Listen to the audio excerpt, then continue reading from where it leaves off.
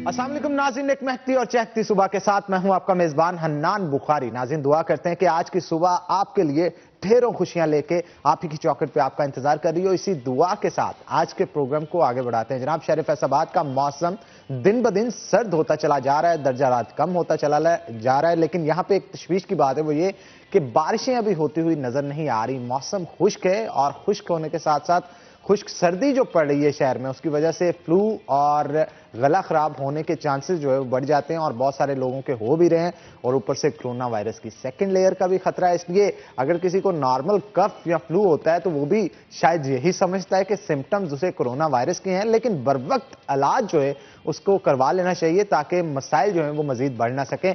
आज ज्यादा से ज्यादा दर्जा रात 22 डिग्री सेंटीग्रेड, जबकि कम से कम दर्जा रात 13 डिग्री सेंटीग्रेड शहर फैसलाबाद में रहेगा। विजिबिलिटी काफी बेहतर है। स्मोक के असरात भी वैसे नजर नहीं आ रहे जैसे होने चाहिए थे, क्योंकि पिछले दिनों बारिश पड़ी थी, उसकी वजह से स्मोक के असरात शहर फैसलाबाद पे काफी कम हो गए थे। लेकिन इसके बावजूद हमें अपनी माहौलियाती आलूदगी पे काबू पाने के लिए बतौर इंसान और बतौर शहरी जो है इस पे काबू पाने के लिए अपने तमाम तर फराइज जो है वो सर अंजाम देने चाहिए। खुले में आग जो है वो कूड़े को नहीं लगानी चाहिए। और इसके अलावा जितनी फैक्ट्रियां हैं उनकी चिमनियों के हवाले से भी महकमा माहौलियात को थोड़ा एक्शन लेना चाहिए ताकि फिजा फैसलाबाद की साफ हो सके, क्योंकि फैसलाबाद का शुमार दुनिया के आलूदा तरीन शहरों में होता है, जो कि हमारे लिए एक लम्हा है, फिक्रिया है। जनाब, अब सब्जियों और मसाला जात के हवाले से गुफ्तगू कर लेते हैं। सब्जियों के हवाले से अगर बात मैं बताता चलूं आपको कि फैसलाबाद के अंदर ऊंची उड़ान है जनाब। इनकी कीमतें दिन ब दिन आसमान से बातें कर रही हैं। अदरक अपनी 6 सेंचुरियां कंप्लीट कर चुका है और बहुत सारी और भी सब्जियां जो कि अपनी 3-3 सेंचुरियां कंप्लीट कर चुकी हैं। आज सब्जियों के रेट क्या रहेंगे शहर फैसलाबाद में, देखते हैं आज के भाव में।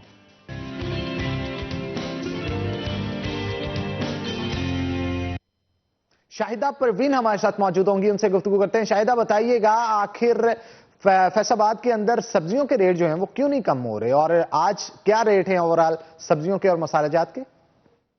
जी हनान, फैसलाबाद में अगर हम सब्जियों की बात करते हैं तो मुकामी सब्जियां आ जाने से जो इनके रेट हैं उनमें कुछ कमी वाक़या होती हुई दिखाई दे रही है और इनमें तकरीबन तमाम जो मुकामी सब्जियां हैं उनके रेट कम हुए हैं, जबकि सब्ज़ी मसालाजात जो है उनके रेट जूं के तूं ही बरकरार हैं। सब्ज़ी मसालाजात जो कि सरकारी निखनामे पर उसका रेट 560-570 रुपये फ़ी किलो दर्ज है, जबकि दुकानदारों की जानब से 600 रुपये फ़ी किलो में फ़रोख्त किया जा रहा है। तो इसके साथ साथ लहसुन जो है उसका 250 रुपये सरकारी निखनामे पर रेट मौजूद है, जबकि दुकानदार जो है वो 300 रुपये फ़ी किलो में फ़रोख्त कर रहे हैं। इसके साथ साथ अगर सब्ज़ मिर्च की बात करें तो 150 रुपये सब्ज़ मिर्च का रेट सरकारी निखनामे पर मौजूद है। दुकानदारों की जानब से 170 रुपये 180 रुपये में फ़रोख्त हो रहा है। शिमला मिर्च की बात करें तो 210 रुपये सरकारी निखनामे पर रेट मौजूद है इसका, जबकि दुकानदार जो है वो इससे ज़्यादा 10 से 20 रुपये इजाफे के साथ इसको फ़रोख्त करें।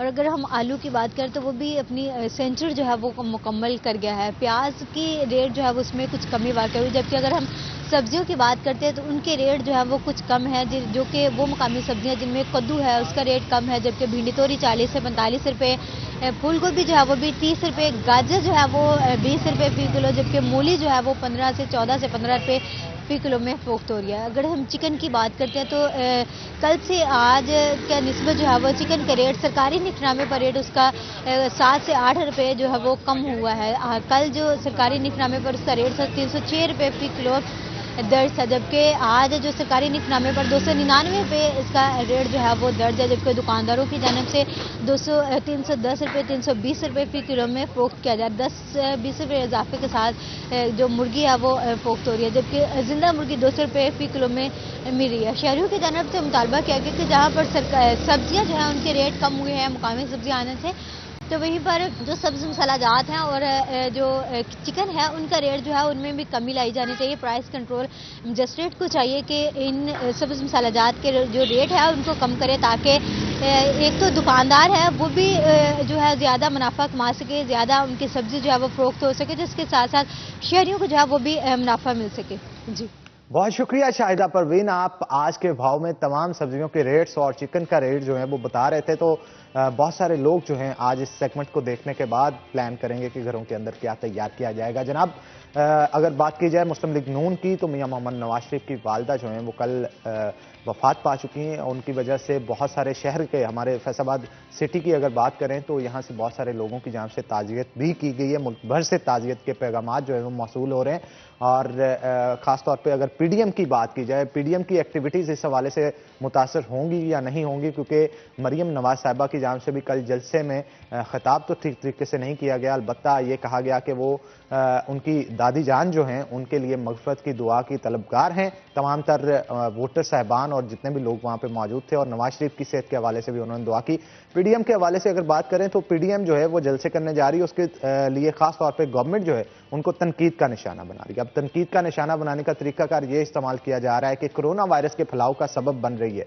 अब कोरोना वायरस के फैलाव का सबब बन रही है तो सोशल मीडिया पे मुस्लिम लीग नून के जो वर्कर्स हैं उनकी जानिब से ये कहा जा रहा है कि गिलगित बल्तिस्तान के इलेक्शंस जब हो रहे थे तब भी तो ये कोरोना वायरस के खतरात थे पाकिस्तान पे जो मंडरा रहे थे, तब इनको क्यों नहीं याद आया? तब इलेक्शन को चमचमाने के लिए, उसको चमकाने के लिए, सियासी दर्जा हरारत बढ़ाने के लिए जो है वो जलसे जुलूस वहां पे निकाले जा रहे थे।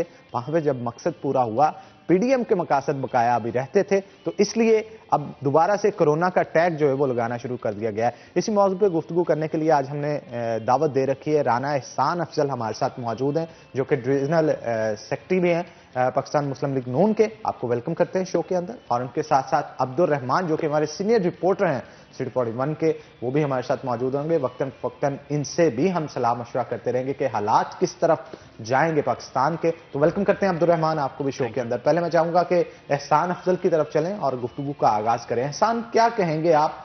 ये कहा जा रहा है कि अब पीडीएम जो है वो कोई कसर नहीं छोड़ी कोरोना वायरस को फैलाने के लिए, जितना कम होना चाहिए रश उतना ही जलसों की सूरत में बढ़ाया जा रहा है। क्या कहेंगे इस हवाले से? बिस्मिल्लाहिर्रहमानिर्रहीम, बहुत शुक्रिया।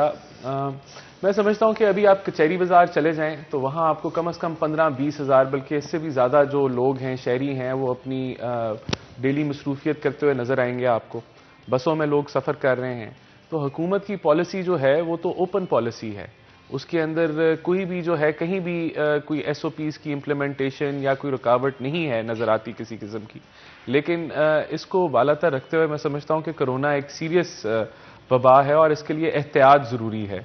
और हम समझते हैं कि हमारे जितने भी जो कन्वेंशंस होंगे या हमारी जो पीडीएम के जलसे होंगे, उसके अंदर कोरोना के एसओपीज़ को हमारे सारे वर्कर्स जो हैं उसको अपनाएं और अपने मास्क पहन के आएँ और सैनिटाइजर्स का इस्तेमाल करें।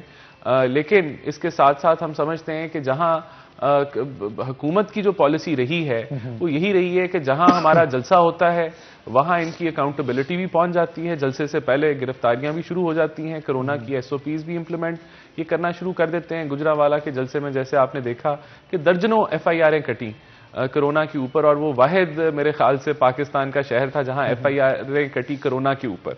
तो ये हुकूमत की जो पॉलिसी रही है, अब आप देखें जलसों का कोई कंपैरिजन नहीं है जनाजों से, लेकिन अभी खादिम रिजवी साहब का जनाजा हुआ, वहाँ भी किसी किस्म की जो है किसी एंकर ने या किसी भी गवर्नमेंट के बंदे ने, किसी ने वहाँ कुछ एसओपीज़ की बात नहीं की। तो ये मकसद ये इस कंपैरिजन का ये है कि ये सिर्फ टारगेटिंग हुकूमत जो है वो अपोजिशन की कर रही है। अभी जमात इस्लामी ने जलसा किया कल, तो वहां भी किसी किस्म की जो है वो एसओपीज़ की बात नहीं हुई या हुकूमत ने कोई उधर वावेला नहीं मचाया। लेकिन जब हमारे जलसों की बात आती है तो वहां बहुत ही ज्यादा एक परेशानी और बुखलाहट और खौफ और कांपा हुकूमत को चढ़ जाता है। अच्छा, 4 दिसंबर को जो फैसलाबाद शहर के अंदर कन्वेंशन आपका होने जा रहा है, कौन कौन सी लीगी क़यादत होगी जो उसमें शमूलियत इख्तियार करेगी? इंशाल्लाह हमारी सारी सीनियर क़यादत, जिसमें खाकान अब्बासी साहब हैं, हम एहसन इकबाल साहब हैं, मेरे ख्याल से जो ख्वाजा आसिफ हैं, साथ मरियम औरंगजेब हैं, और इसके अलावा भी मुझे एग्जैक्ट डिटेल तो नहीं पता कि और कौन कौन होंगे, लेकिन ये तो ज़रूर होंगे। इसके साथ राना सनाउल्लाह साहब होंगे और फिर हमारी शहर की जो लीडरशिप है वो भी यहाँ मौजूद होगी। अच्छा, तैयारियां बड़ी जोरों शोरों से जारी की जा रही है। इवन वर्कर्स के साथ तो मिला ही जा रहा है, जो ओहदेदारान हैं उनको भी कहा जा रहा है कि आप भरपूर लोगों का जमे गफीर लेके वहां पे पहुंचेंगे आप। तो आप क्या समझ रहे हैं, ये कन्वेंशन जलसे की सूरत इख्तियार नहीं कर जाएगी? बिल्कुल करेगी। देखें, फैसलाबाद जो है वो मुस्लिम लीग नून का गढ़ रहा है, और पिछले इलेक्शन के अंदर जिस तरह के इलेक्शन के रिजल्ट्स आए वो मनूवर किए गए, मैनेज किए गए। तो मैं समझता हूं कि फैसलाबाद दिखाएगा कि ये मुस्लिम लीग नून का शहर है। ये जो कन्वेंशन है, ये जो शक्ल इख्तियार करेगा, उसमें ये वाज़ेह पैगाम जाएगा फैसलाबाद से कि मुस्लिम लीग नून हमेशा रहा है, फैसलाबाद हमेशा रहा है मुस्लिम लीग नून का घर और अभी भी है। बिल्कुल आप ठीक कह रहे हैं। अब्दुर्रहमान भी हमारे साथ मौजूद है, उनसे भी गुफ्तगू करते हैं। अब्दुर्रहमान, आप क्या समझते हैं, इंतजामिया की जानिब से कुछ रुकावटें डाली जाएंगी कन्वेंशन को लेके? देखिए इरहान, ये तो पाकिस्तान तहरीक इंसाफ की हुकूमत का वतीरा रहा है कि यहाँ पर रुकावटें डाली जाएं। बल्कि ये कह लें कि कोई भी हुक्मरान हो यहाँ पे तब भी ऐसे ही होता है कि रुकावटें जो है वो अपनी तरफ से डाली जाती है। लेकिन ये सियासी पार्टियां आदी होती हैं उन रुकावटों की। देखें FIRs, कोई लीडर ऐसा नहीं बचा होगा जिस पे FIRs ना हुई होंगी, तो इनसे कोई फर्क नहीं पड़ता इतना ज्यादा। ये कह सकते हैं आप कि ये तो ज्यादा बूम करने का जो है वो तरीका होता है कि कारकुनान को जोश दिलाना। जो लोग नहीं निकलना चाहते उन्हें भी FIRs दे के, छापे मार के जो है वो घरों से निकालते हैं कि वो आते हैं कि चले जो होना देखा जाएगा। तो ये एक बड़ा जो फैसलाबाद में अच्छी इन्होंने जगह देखें, ये एक रिसेंट ग्राउंड बड़ी बेहतरीन जगह चुनी है, मेन पे वाक़या है, यहाँ पर ग्राउंड भी अच्छी है और इसमें इसको भरना भी आसान होएगा जो धोबी घाट की निस्बत या किसी और की निस्बत, क्योंकि वो तो अगर मरीम नवाज साहबा या मियाँ साहब आते फिर तो धोबी घाट में ही लाजमी किया जाता। तो ये एक बड़ा ज़बरदस्त पैगाम जाएगा और इसका असल मकसद भी ये है कि जो लाहौर में जलसा होने जा रहा है PDM का, उसमें जो मोबिलाइजेशन है वो की जाए, लोगों को ज़्यादा से ज़्यादा उधर जाने के लिए भी कायल किया जाए और ये एक बड़ा सियासी शो होगा। फैसलाबाद PDM के जलसों में इसकी जगह नहीं बची थी, जिस वजह से वर्कर कन्वेंशन किया गया। एक जो ताकत का इजहार होगा। इससे पहले गुजरांवाला में फैसलाबाद से जो लोग हैं वो काफ़ी गए थे। तो ये एक तरह से समझ लें कि जो सियासी दर्जा हरारत है वो ऊपर जाएगा, मजीद जा भी रहा है। PDM जो है वो अपना जो जितना भी लाया अमल है वो आखिरी जलसे में बयान करेगी कि वो किस तरह से हुकूमत गिराना चाहती है, जो अपने मुतालबात होंगे वो पेश करेंगे।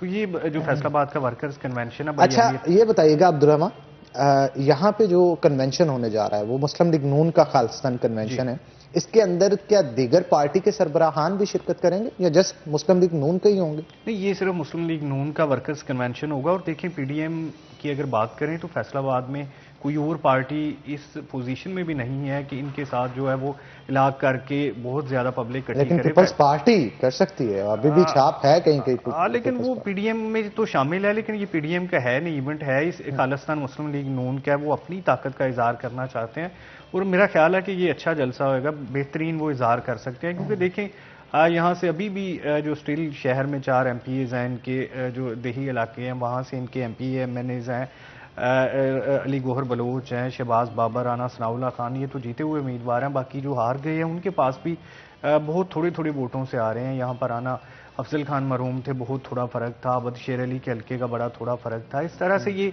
फिर जिस तरह से इसका एज बहुत मिलेगा। एग्जैक्टली देखें कि 1-1 लाख के करीब इन्होंने वोट लिए है, उससे ज्यादा लिए है। फिर जो मोबिलाइजेशन चल रही है, कल राना एहसान साहब के घर पे था, अकलीती विंग का भी मैंने देखा। इस तरह से जो हर जगह पे हर MPM ने अपने अपने घरों में कर रहे हैं प्रोग्राम। मलिक नवाज के घर पे भी हुआ, तो वहां पर लग रहा है कि जो चेयरमैन है, जो ओहदेदार बनाए हैं, जो अभी इन्होंने अपनी तंजीमें नो की है जिसपे PP वाइज ओहदेदार बनाए गए हैं, तो ये इससे एक बड़ा इम्पैक्ट जाएगा लोगों पे। लोग बड़े एक्टिव हो रहे हैं।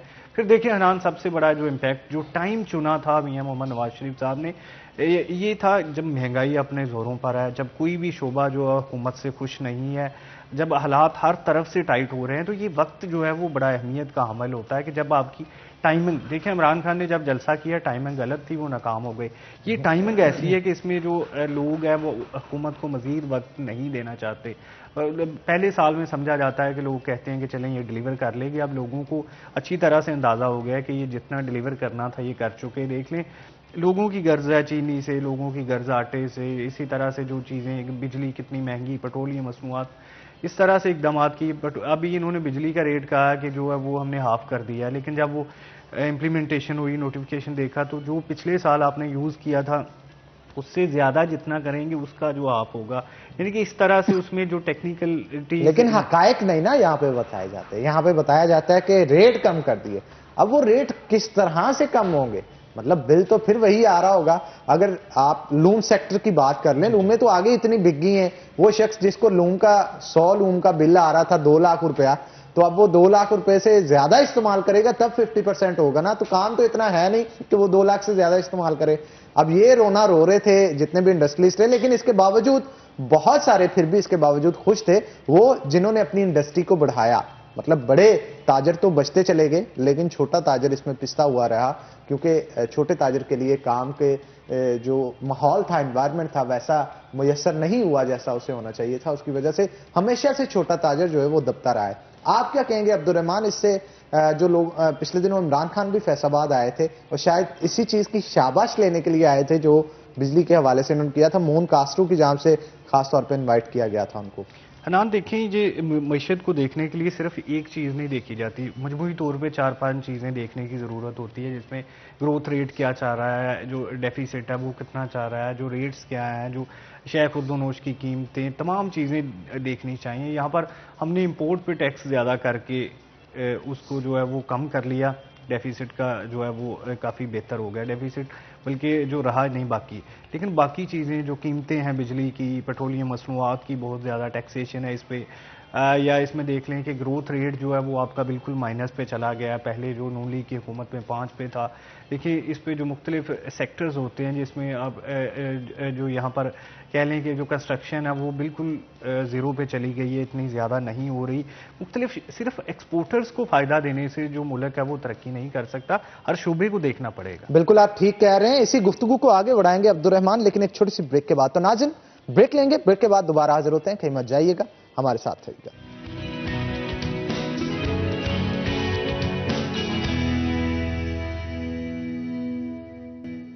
वेलकम बैक नाज़रीन, ब्रेक के बाद खुशामदीद। हमारे साथ राना एहसान अफजल मौजूद हैं। मजीद गुफ्तगू का आगाज उनके साथ करते हैं। राना साहब क्या कहेंगे आप, जो खास तौर पे वज़ीर आज़म का दौरा फैसलाबाद रहा, उससे आप मुतमईन हैं फैसलाबाद को कुछ मिला, या वो सिर्फ और सिर्फ शाबाश लेने के लिए ही फैसलाबाद आए थे? देखें ये बड़ी दुख भरी कहानी है, क्योंकि फैसलाबाद में तो हम रहते हैं और रोज यहाँ सफर करना होता है। तो मैं समझता हूँ कि हर जो सड़क है ना वो एक पूरी सजा मिलती है। खड्डे छोटे छोटे, हर जगह, कुछ जगहों पे बड़े बड़े खड्डे। फिर आपका PHA का निज़ाम आप देख लें, जिस तरीके से हरियाल कर दिया गया था फैसलाबाद, तो वो फैसलाबाद में मज़ा नहीं रहा जो 2.25 साल पहले था। एक प्रोजेक्ट इन्होंने किया था, वो जो अंडरपास का, वो भी हमने इनिशिएट किया था, वो अब तक नहीं ख़त्म हो सका, तकरीबन 2.5 साल होने को हैं। तो ये जो कौन सा पैकेज दिया है, ये पैकेज कब आएगा, ये कब यहाँ इम्प्लीमेंट होना शुरू होगा और कब इख्तिताम को पहुँचेगा, ये तो आप मेट्रो इसका आपने जो अगर एस्टिमेशन लगानी है तो आप उनके BRT पेशावर को देख लें कि उन्होंने वो जो डेवलपमेंट प्रोजेक्ट किया, कब शुरू किया, कितने में वो मुकम्मल हुआ, और जब वो चला तो उसके क्या हालात हैं कि आज भी उनको बसों को धक्का लगाना पड़ रहा है। तो मैं तो उम्मीद करूंगा कि मेरा शहर है, इसकी कोई बेहतरी हो।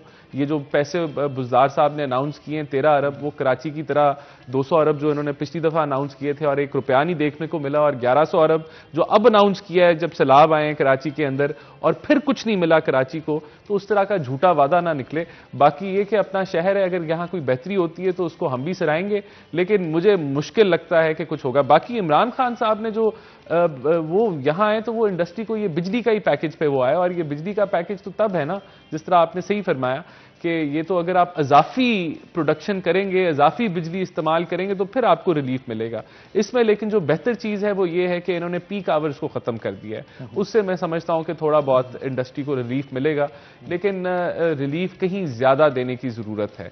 आपने पावर लूम्स की बात की, तो पावर लूम्स का जो मेरा जो तज्जिया है वो ये था कि अगर पहले 100 पावर लूम्स थी तो अब पीछे से 50 रह गई हैं।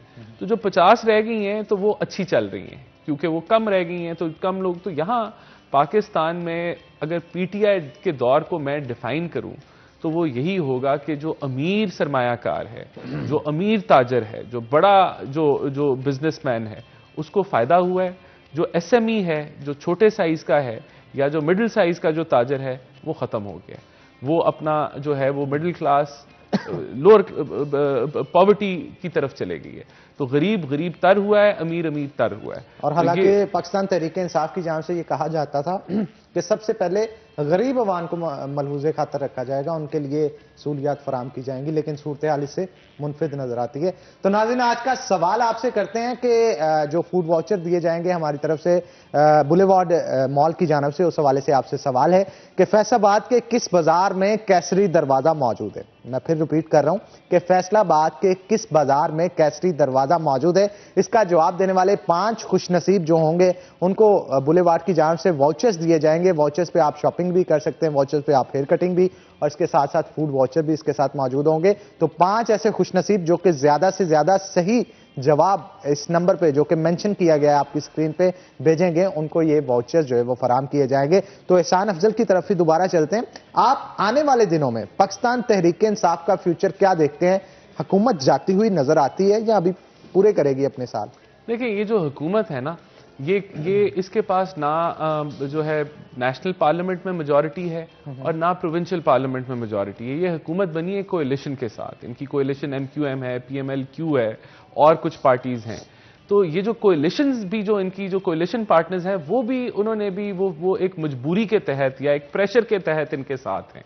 इनको ये इमरान खान के अंदर वो लीडरशिप नहीं है कि ये लोगों को इकट्ठा करे। वो सिर्फ इसलिए इकट्ठे हैं क्योंकि उनका बाजू मरोड़ के कहा गया है कि आपने इकट्ठे होना है, तो वो इकट्ठे हैं। लेकिन वो इनकी परफॉर्मेंस से नाला है, वो भी बदजन है इनकी परफॉर्मेंस से। और इनकी जब आप परफॉर्मेंस देखेंगे जो 2 साल की, और ये आने वाले साल में भी जो GDP ग्रोथ आनी है, IMF ने कहा है कि 1% ग्रोथ होनी है, तो जब आप इसका मुआयना पिछले 30 साल की हुकूमतों से करेंगे तो वो बदतरीन परफॉर्मेंस है मईशत के लिहाज से। तो ये अवाम, इनको कभी भी इस चीज की माफी नहीं मिलेगी और इनको तलाफी नहीं मिलेगी। तो मेरा पॉइंट ये है कि जिस दिन ये प्रेशर जो PDM बिल्ड कर रही है और जिस तरफ हम बढ़ रहे हैं, जिस दिन ये प्रेशर इंशाल्लाह हावी हो गया, तो ये हुकूमत तो हवा पे खड़ी है, ये झूठे वादों पे खड़ी है। इन्होंने इमारत जो खड़ी की है अपनी हुकूमत की, वो हवा के ऊपर है, लेकिन ये धड़म करके गिर जाएगी। ये भी देखने में आ रहा है ना कि कुछ मुस्लिम लीग नून के कायदीन भी चाह रहे हैं और दीगर अपोजिशन के लोग भी चाह रहे हैं कि ये पूरी करे गवर्नमेंट जो अपनी मुद्दत है, ताकि ये जो अच्छी तरह से पिट रहे हैं मजीद पिटे। देखें, इसमें सच्चाई है कोई?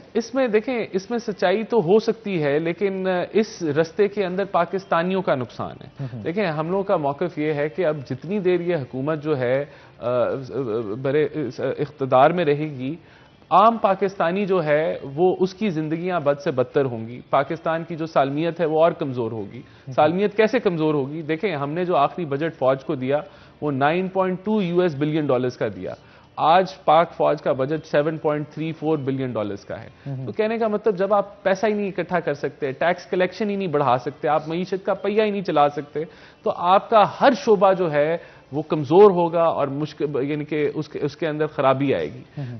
तो हमारा ये मौक़िफ़ है कि जितनी देर ये हुकूमत पावर में रहेगी, पाकिस्तान की सालमियत खतरे में है, पाकिस्तान की मईशत खतरे में है, पाकिस्तान की फूड सिक्योरिटी खतरे में है, तो हमें इनको फर्दर मौका देने नहीं चाहिए। हर गवर्नमेंट कहती है कि वजूद में आते ही कशकोल को तोड़ दिया जाएगा, लेकिन जो भी वजूद में आता है वो पहले से ज्यादा कर्ज लेता है। ये क्या स्ट्रेटेजी क्या है? ये देखें, जो कर्ज है ना, ये हमें इसमें क्लैरिटी लानी चाहिए। कर्ज का होना चाहिए विद रेशो ऑफ GDP। अगर मिसाल के तौर पे आपका जो हुजम है GDP का वो $400 अरब पे चला जाता है और आप $20 अरब और कर्ज ले लेते हैं, तो वो उसका कोई फर्क नहीं पड़ेगा, उसका बोझ नहीं महसूस होगा। लेकिन हमारी जो GDP थी, जो कर्ज का रेशो था टू GDP, लेकिन यहाँ पे वाइस वर्सा नजर आता है। यहाँ पे देखें, हमने 67% पे डेट टू GDP रेशो पे छोड़ा, आज वही डेट टू GDP रेशो 90% को छू रही है। तो ये आपकी जो हुजम है मईशत का वो कम हो गया, कर्जे आपने ज्यादा ले लिए। तो कर्ज हमेशा आपकी GDP के लिहाज से मेजर होता है, और मैं समझता हूं कि जो कर्ज इन्होंने लिया, हम लोगों ने 5 सालों में 10,600 अरब रुपया कर्जा लिया, 5 सालों में ऐड किया, एडिशनल नेट इंक्रीज आया।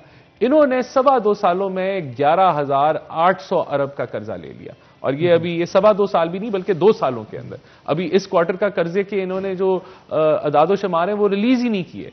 ये भी एक जो है ट्रांसपेरेंसी को धचका पहुंचाया है कि इन्होंने अभी तक कर्जा जितना लिया है इस क्वार्टर में, उसके फिगर्स रिलीज नहीं किए। अच्छा, क्या कहेंगे आप गवर्नमेंट की तरफ से SME सेक्टर को बिल्ड करने के लिए, स्टैंड करने के लिए कर्जा स्कीम जो है वो मुतारफ करवाई गई, जिसके तहत बहुत सारे कर्जे SME सेक्टर को प्रोवाइड किए जा रहे थे।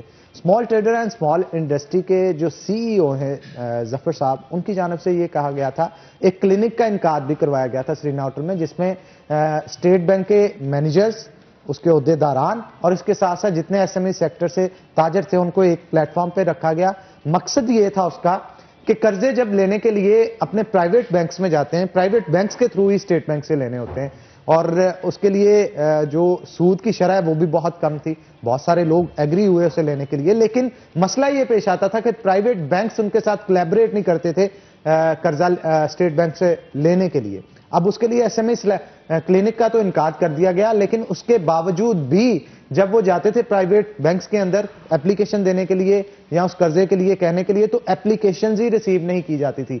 अब उनका यह सवाल है कि गवर्नमेंट ने अगर स्कीम दी है वो उसे यूटिलाइज ही नहीं कर पा रहे, तो वो स्कीम उनके फायदे में किस तरह से आएगी? आप इसके ऊपर क्या कहें? देखिए, ये बड़ा इंपॉर्टेंट सब्जेक्ट है और इस पे आप जरूर कभी प्रोग्राम भी रखिएगा। मैंने इस पे आर्टिकल भी लिखा हुआ है। जो एसएमई सेक्टर है, इसके 2-3 तरीके हैं कि किस तरीके से आप इनको इम्प्लीमेंट कर सकते हैं। एक तो आप प्राइवेट जो बैंक्स हैं उन पे हुकूमत पेनल्टीज रख सकती हैं कि उनको टारगेट दिए जाएं कि उन्होंने कितने जो हैं वो कर्जों की एप्लीकेशंस प्रोसेस करनी है और कितना हुजम का कर्जा उन्होंने रिलीज करना है, और अगर वो नहीं करते तो उनको पेनलाइज किया जाए। एक ये है। दूसरा, एसएमई सेक्टर जो हमारा है वो काफी हद तक अनडॉक्यूमेंटेड चलता है। बैंक के पास आप जब कर्जा लेने जाते हैं तो बैंक मांगता है ऑडिटेड फाइनेंशियल्स, बैंक मांगता है आपकी पूरी बिजनेस का जो पुराना आप बिजनेस करते रहे हैं और जो नया करते रहे हैं। बैंक को वो डॉक्यूमेंटेशन, बदकिस्मती से हमारा जो एसएमई सेक्टर है वो डॉक्यूमेंटेड नहीं है। वो डॉक्यूमेंटेशन अपनी रजिस्टर के ऊपर कर रहे होते हैं। बहुत सारे डॉक्यूमेंटेड मौजूद थे, लेकिन बैंक उनको अपनी स्कीमें देना चाह रहा था, गवर्नमेंट वाली स्कीम नहीं देना चाह रहा था, क्योंकि उस पर शरह सूद बहुत कम था, 4%, 5%, 7%, लेकिन इनके 13% होते हैं। आपको बेहतर पता होगा। देखें, आपको गवर्नमेंट इनके अंदर तो आपको जो है उन बैंक्स को पेनलाइज करने की जरूरत है, उनका मॉनिटरिंग मैकेनिज्म रखने की जरूरत है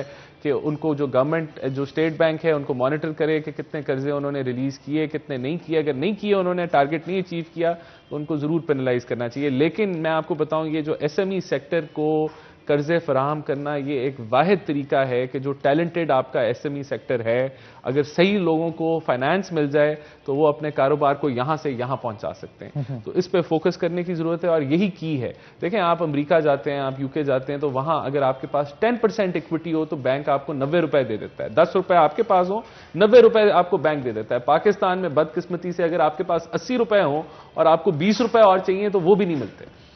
इसके पीछे क्या स्ट्रेटजीज बनाने चाहिए? देखें, इसमें बहुत सारी चीजें हैं। एक तो हमारे एसएमई सेक्टर को टैक्स नेट में आना पड़ेगा, अपने डॉक्यूमेंट्स बेहतर करने पड़ेंगे। फिर सबसे मेजर जो इशू है, बैंक्स मांगते हैं कोलैटरल। बैंक्स कहते हैं कि आप हमें जमीन दें, आप हमें जो नया कोई टैलेंटेड एंटरप्रेन्योर है उसके पास जरूरी नहीं है कि जमीन हो, या उसका जो है उसने हो सकता है किराए पे लेके अपनी दुकान चलाई हो या किराए पे लेके उसने कोई फैक्ट्री चलाई हो, तो उसके लिए कोलैटरल प्रोवाइड करना बड़ा मुश्किल हो जाता है। फिर वो क्रेडिट ब्यूरोज होते हैं जो क्रेडिट रेटिंग करते हैं। पाकिस्तान में बदकिस्मती से इस तरह का इतना कोई सॉलिड निजाम नहीं है कि मेरी क्रेडिट रेटिंग क्या है, अब्दुल रहमान की क्रेडिट रेटिंग क्या है, आपकी क्या है। तो वहां अमेरिका, यूके में क्रेडिट रेटिंग होती है और अगर बंदा अपना क्रेडिट रेटिंग को खराब कर दे तो बंदे का आगे जिंदगी तबाह हो जाती है। तो यहां बदकिस्मती से पाकिस्तानी इसको सीरियसली नहीं लेते, वो बैंक का डिफॉल्ट कर जाते हैं। तो ये मैं आपको बैंक पॉइंट ऑफ व्यू से बता रहा हूं। तो बैंक पॉइंट ऑफ व्यू ये होता है कि ये अगर डिफॉल्ट करे तो ये चला जाए कोर्ट्स पे ना चला जाए और कोर्ट्स में जाके 20 साल ना लग जाए। तो यहां हमारा जो जुडिशियल निजाम है उसके अंदर भी करेक्शन आने की जरूरत है, क्योंकि बैंक्स ये कहते हैं कि अगर हमारा केस बैंकिंग कोर्ट्स में चला जाए और उसको सदियां लग जाएं तो हम ये रिस्क नहीं लेना चाहते। तो ये पूरा एक निजाम है जिसके अंदर करेक्शन आने की जरूरत है। ये काफी कुछ काम होगा तो फिर ये मेरे ख्याल से, लेकिन ये की है। अगर आप टैलेंटेड बच्चे को, टैलेंटेड बिजनेसमैन को, टैलेंटेड जिसने सरिये की दुकान लगाई हुई है वो फैक्ट्री लगा सकता है। और अगर आप चाइना के मॉडल को स्टडी करें, मैं चाइना जाता रहा हूं, तो वहां एक जनरेशन में सब कुछ हुआ है और वो इसलिए हुआ है कि वहां हुकूमत ने अपने टैलेंटेड एंटरप्रेन्योर को फाइनेंस प्रोवाइड किया। बिल्कुल, आप ठीक कह रहे हैं और हमारे यहां भी टैलेंट की कमी नहीं है। अगर गवर्नमेंट इस हवाले से इनिशिएटिव ले तो बहुत बेहतरी जो है वो आ सकती है। तो नाज़रीन, ब्रेक लेंगे, ब्रेक के बाद दोबारा हाजिर होते हैं। कहीं मत जाइएगा, हमारे साथ रहिएगा।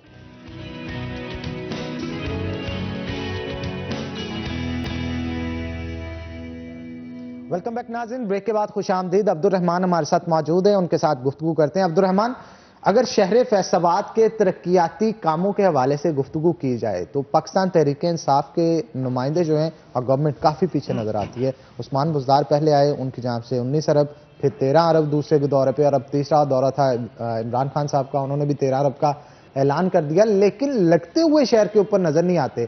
तरक्याती कामों की बात की जाए तो एक जो कश्मीर पुल अंडरपास है उसी लेके कहा जाता है हमने वो तैयार करवा दिया, बार बार उसकी तख्तियां लगाई जाती हैं और इफ्ताह भी किया जाता है। बाकी जो इंफ्रास्ट्रक्चर है, जैसे रोड की अगर बात करूं तो पता चला कि वजीर आजम इमरान खान साहब ने जंग रोड से होते हुए सरीना की तरफ आना है, रातों रात रोड तैयार हो गया। अब वो बजट कहां से आया? उसके लिए कोई डॉक्यूमेंटेशन या उसके लिए उस तरह से मसाइल जो ये पहले बताते थे कि तैयार करेंगे, ये मसला आएगा, वो मसला आएगा, वजीर आजम साहब ने आना था तो रातों रात तैयार हो गया। ये क्या चक्कर है? हनान, ये तो ब्यूरोक्रेसी की फनकारी होती है ना कि मतलब वो केरी वगैरह डाल के ऊपर पानी डाल देते हैं, वो 2-3 दिन के लिए वहाँ पे रोड पे अंदाज़ा नहीं होता। दूसरी बात ये है कि वज़ीर-ए-आज़म के प्रोटोकॉल में जो गाड़ियाँ होती हैं वहाँ पर स्पीड ब्रेकर का या जो इसका खड्डे का इतना ज़्यादा एहसास वो भी नहीं हो रहा होता, और ऊपर से उन्होंने उसको 2-3 दिन के लिए मैनेज किया होता है। ये फनकारी होती है, लेकिन जो बजट है वो ये नहीं लगा रहे। अभी आज अगर आप जंग रोड पे जाके देख लें तो वही सूरत हाल होगी जो दौरे से पहले की थी। देखिए 4 अरब के करीब कारपोरेशन के पास पड़ा हुआ है, जिला कौंसल थी या जो म्यूनसिपल कमेटीज थी, कोई 1-2 अरब उनके पास होगा। अगर हुकूमत पंजाब अपना बजट नहीं यहाँ पर लगाती, सिर्फ इन्हें ही इजाज़त दे दे, तो ये जो शहर के छोटे मोटे मसले हैं जिसमें सड़कों की मेंटेनेंस होती है, खड्डे होते हैं या वाटर फिल्ट्रेशन प्लांट्स है, या इसके अलावा जो देख लें ट्रैफिक सिग्नल्स की खराबी है, स्ट्रीट लाइट्स की खराबी है, इसी तरह से जो पीएचए, ये देखिए एफडब्ल्यूएमसी की पे नहीं आ रही, 2 महीने हो गए उनको पे नहीं मिल रही, शहर की सफाई मुतासर हो रही है। तो ये छोटे छोटे मसले हल हो सकते हैं, पैसे भी मौजूद हैं। असल मसला है इनकी मेंटालिटी का, या कह लें कि प्रायोरिटीज़ का मसला है, क्योंकि चीफ मिनिस्टर की जानब से पहले ये अनाउंस किया जाता है कि ये पाबंदियां हटा दी गई। भाई पाबंदी तो है ही नहीं है, किसी भी डेवलपमेंट फंड के खर्च करने पे कोई पाबंदी नहीं है। चीफ मिनिस्टर ऐलान करते हैं कि पाबंदी खत्म हो गई, वो जैसे ऐलान हुआ था वैसे ही इस सूरत रहती है। जो ही कारपोरेशन या दूसरे चीफ ऑफिसर अपने प्लान बेचते हैं कि ये डेवलपमेंट अगर हम करते हैं, कोई 90 करोड़ रुपया इन्होंने रखा हुआ है सड़कों की टूट फूट के लिए, तो उस पर इतराज़ात शुरू हो जाते हैं। कमिश्नर भी उसकी हामी नहीं भरते जो उनके एडमिनिस्ट्रेटर बनाए गए हैं, क्योंकि मेयर तो है नहीं। अब देखें अनान, जो बंदा पैसे लगाएगा कल को उसका हिसाब देना होगा उसे। 2.5 साल में सेक्रेटरीज की टेबल्स पर फाइलें ऐसे ही पड़ी हुई हैं डेवलपमेंट स्कीमों की। पिछले जिन्होंने बहुत ज़्यादा डेवलपमेंट करवाई थी वो तमाम के तमाम नैब की कस्टडी में है। उसमें से बेशतर का जो कैरियर है वो ख़राब हुआ है। फवाद वो इसी तरह से रिटायर हो गया, हजीमा, कई लोग हैं जिनके कैरियर ख़राब हुए, तो वो नहीं करना चाहते। देखिए इस हुकूमत को जितना नुकसान नैब ने, एंटी करप्शन ने पहुंचाया है, उतना किसी ने डिफेम नहीं किया। और शायद इमरान खान को लगता है कि इन्हीं के बलबूते पर वो हुकूमत कर रहा है। ये 2 अलग अलग मैटर है कि एक हमें नजर आ रहा है कि ये इसको खराब कर रहे हैं, ब्यूरोक्रेसी, पुलिस या दूसरे तमाम शोबे डर के काम कर रहे हैं, सिर्फ इसी वजह से कि कल कलाम को इसका हिसाब ना देना पड़े। और वो समझ रहा है कि इसने अपोजिशन को खींच के रखा हुआ और उससे मुल्क तरक्की कर जाएगा। देखिए नैब और अपोजिशन जो है, नैब और मईशत साथ साथ नहीं चल सकते। ये आसफ अली जरदारी साहब जब उन्हें जेल में डाला जा रहा था, उन्होंने कहा था कि ये दोनों ही मुतज़ाद चीज़ें हैं। कानून साजी होनी चाहिए, किस तरह से किस बुनियाद पर आपने पकड़ना है।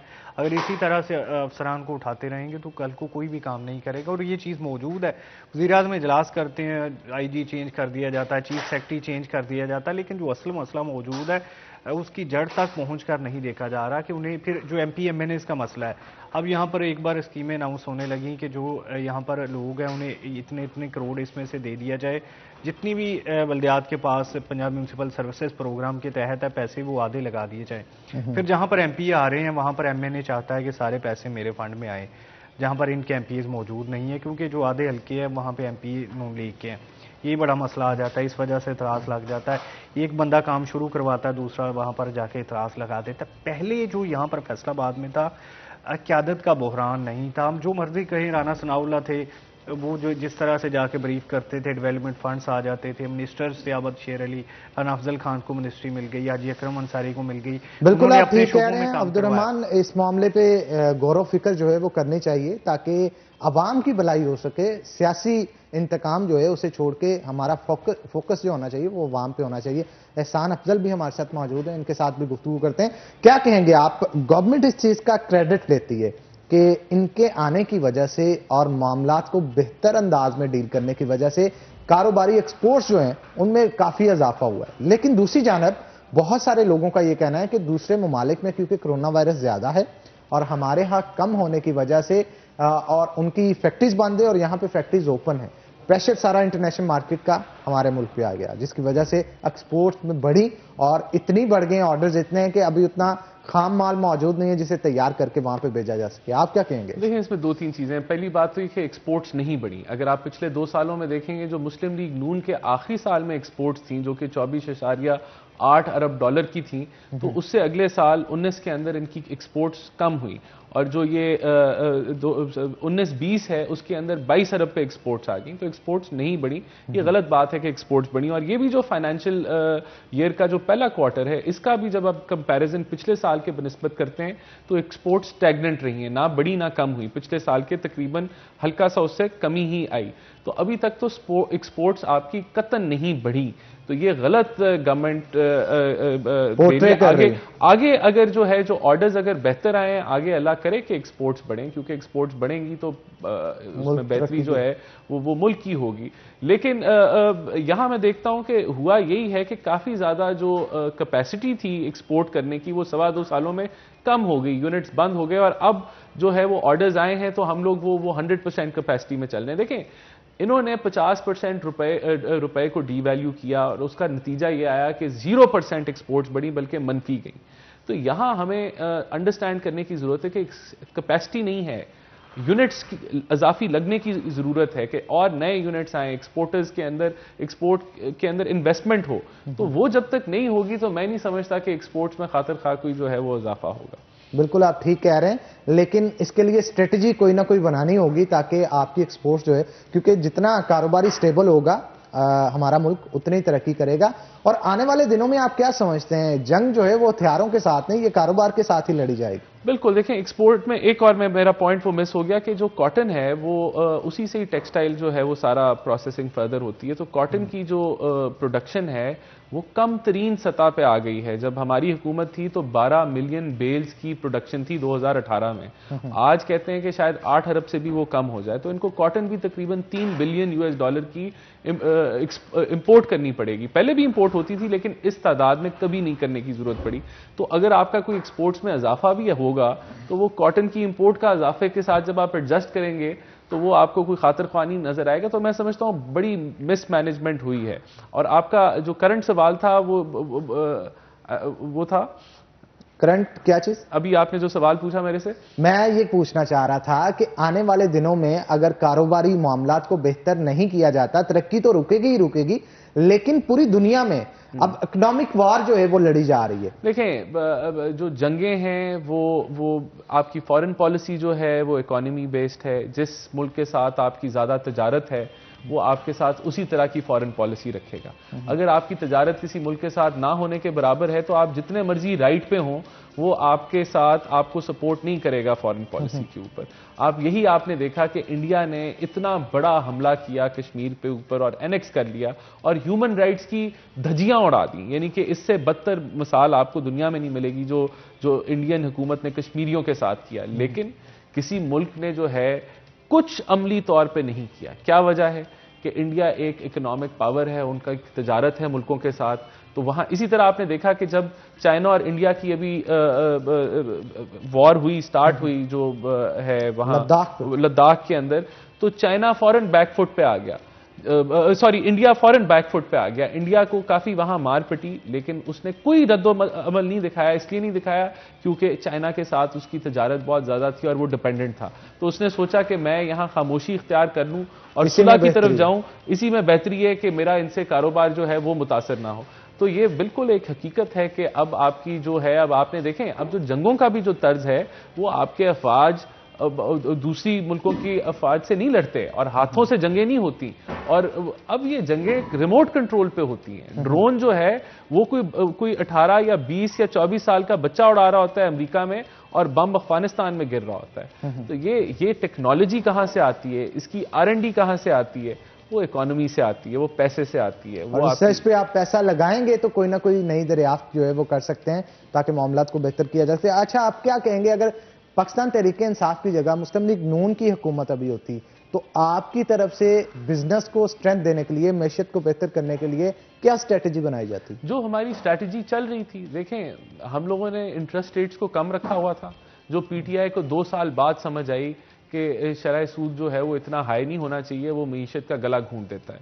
दूसरा, हम लोगों ने IMF के साथ जो भी डील की थी वो इतनी टाइट नहीं की थी कि जहां हम लोग जो आपका एक्सचेंज रेट है उसको हम खुला छोड़ दें।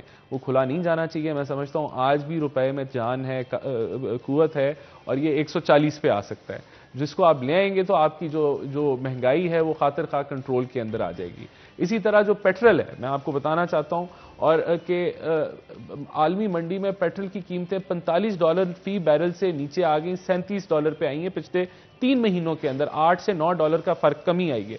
और हुकूमत जो 55% टैक्स ले रही थी, आज वो 80% टैक्स ले रही है आपके पेट्रोल के ऊपर। ये जो कमी इन्होंने पेट्रोल की है बड़ी कम की है, और आपका डॉलर भी जो है वो रुपया भी आपका स्ट्रेंथन हुआ है 8-9 रुपए से। तो वहां भी इन्होंने टैक्सेस बहुत ज्यादा लिए हैं, तो वहां टैक्सेस कम करने की जरूरत है। वहां कम होंगे तो ओवरऑल इन्फ्लेशन पे कमी पेशी आएगी। और सबसे जरूरी ये इत्मीनान कि हुकूमत जो बात करे वहां स्टैंड ले, उसके ऊपर हुकूमत की जो बात हो वो पता हो कि लोगों को ये इंप्लीमेंट होनी है। बदकिस्मती से ये जो पीटीआई की हुकूमत है इस पे लोगों का एतबार नहीं है। जब आपका एतबार ही ना हो हुकूमत पे, आपको पता हो कि यार ये बात कुछ कह रहे हैं, करना है इन्होंने कुछ है, तो फिर बिजनेस कम्युनिटी सेटल नहीं होती। अब ये डॉलर को ही नहीं मैनेज कर पाए। अब ये डॉलर पहले एक 170 पे था, फिर वो आया 158 पे, अब वो दोबारा 160 पे चला गया। तो ये जो फ्लक्चुएशन है, इसमें आप एक जो बिजनेसमैन है, जो इंपोर्टर है, एक्सपोर्टर है, वो कैसे कैलकुलेशन करेगा?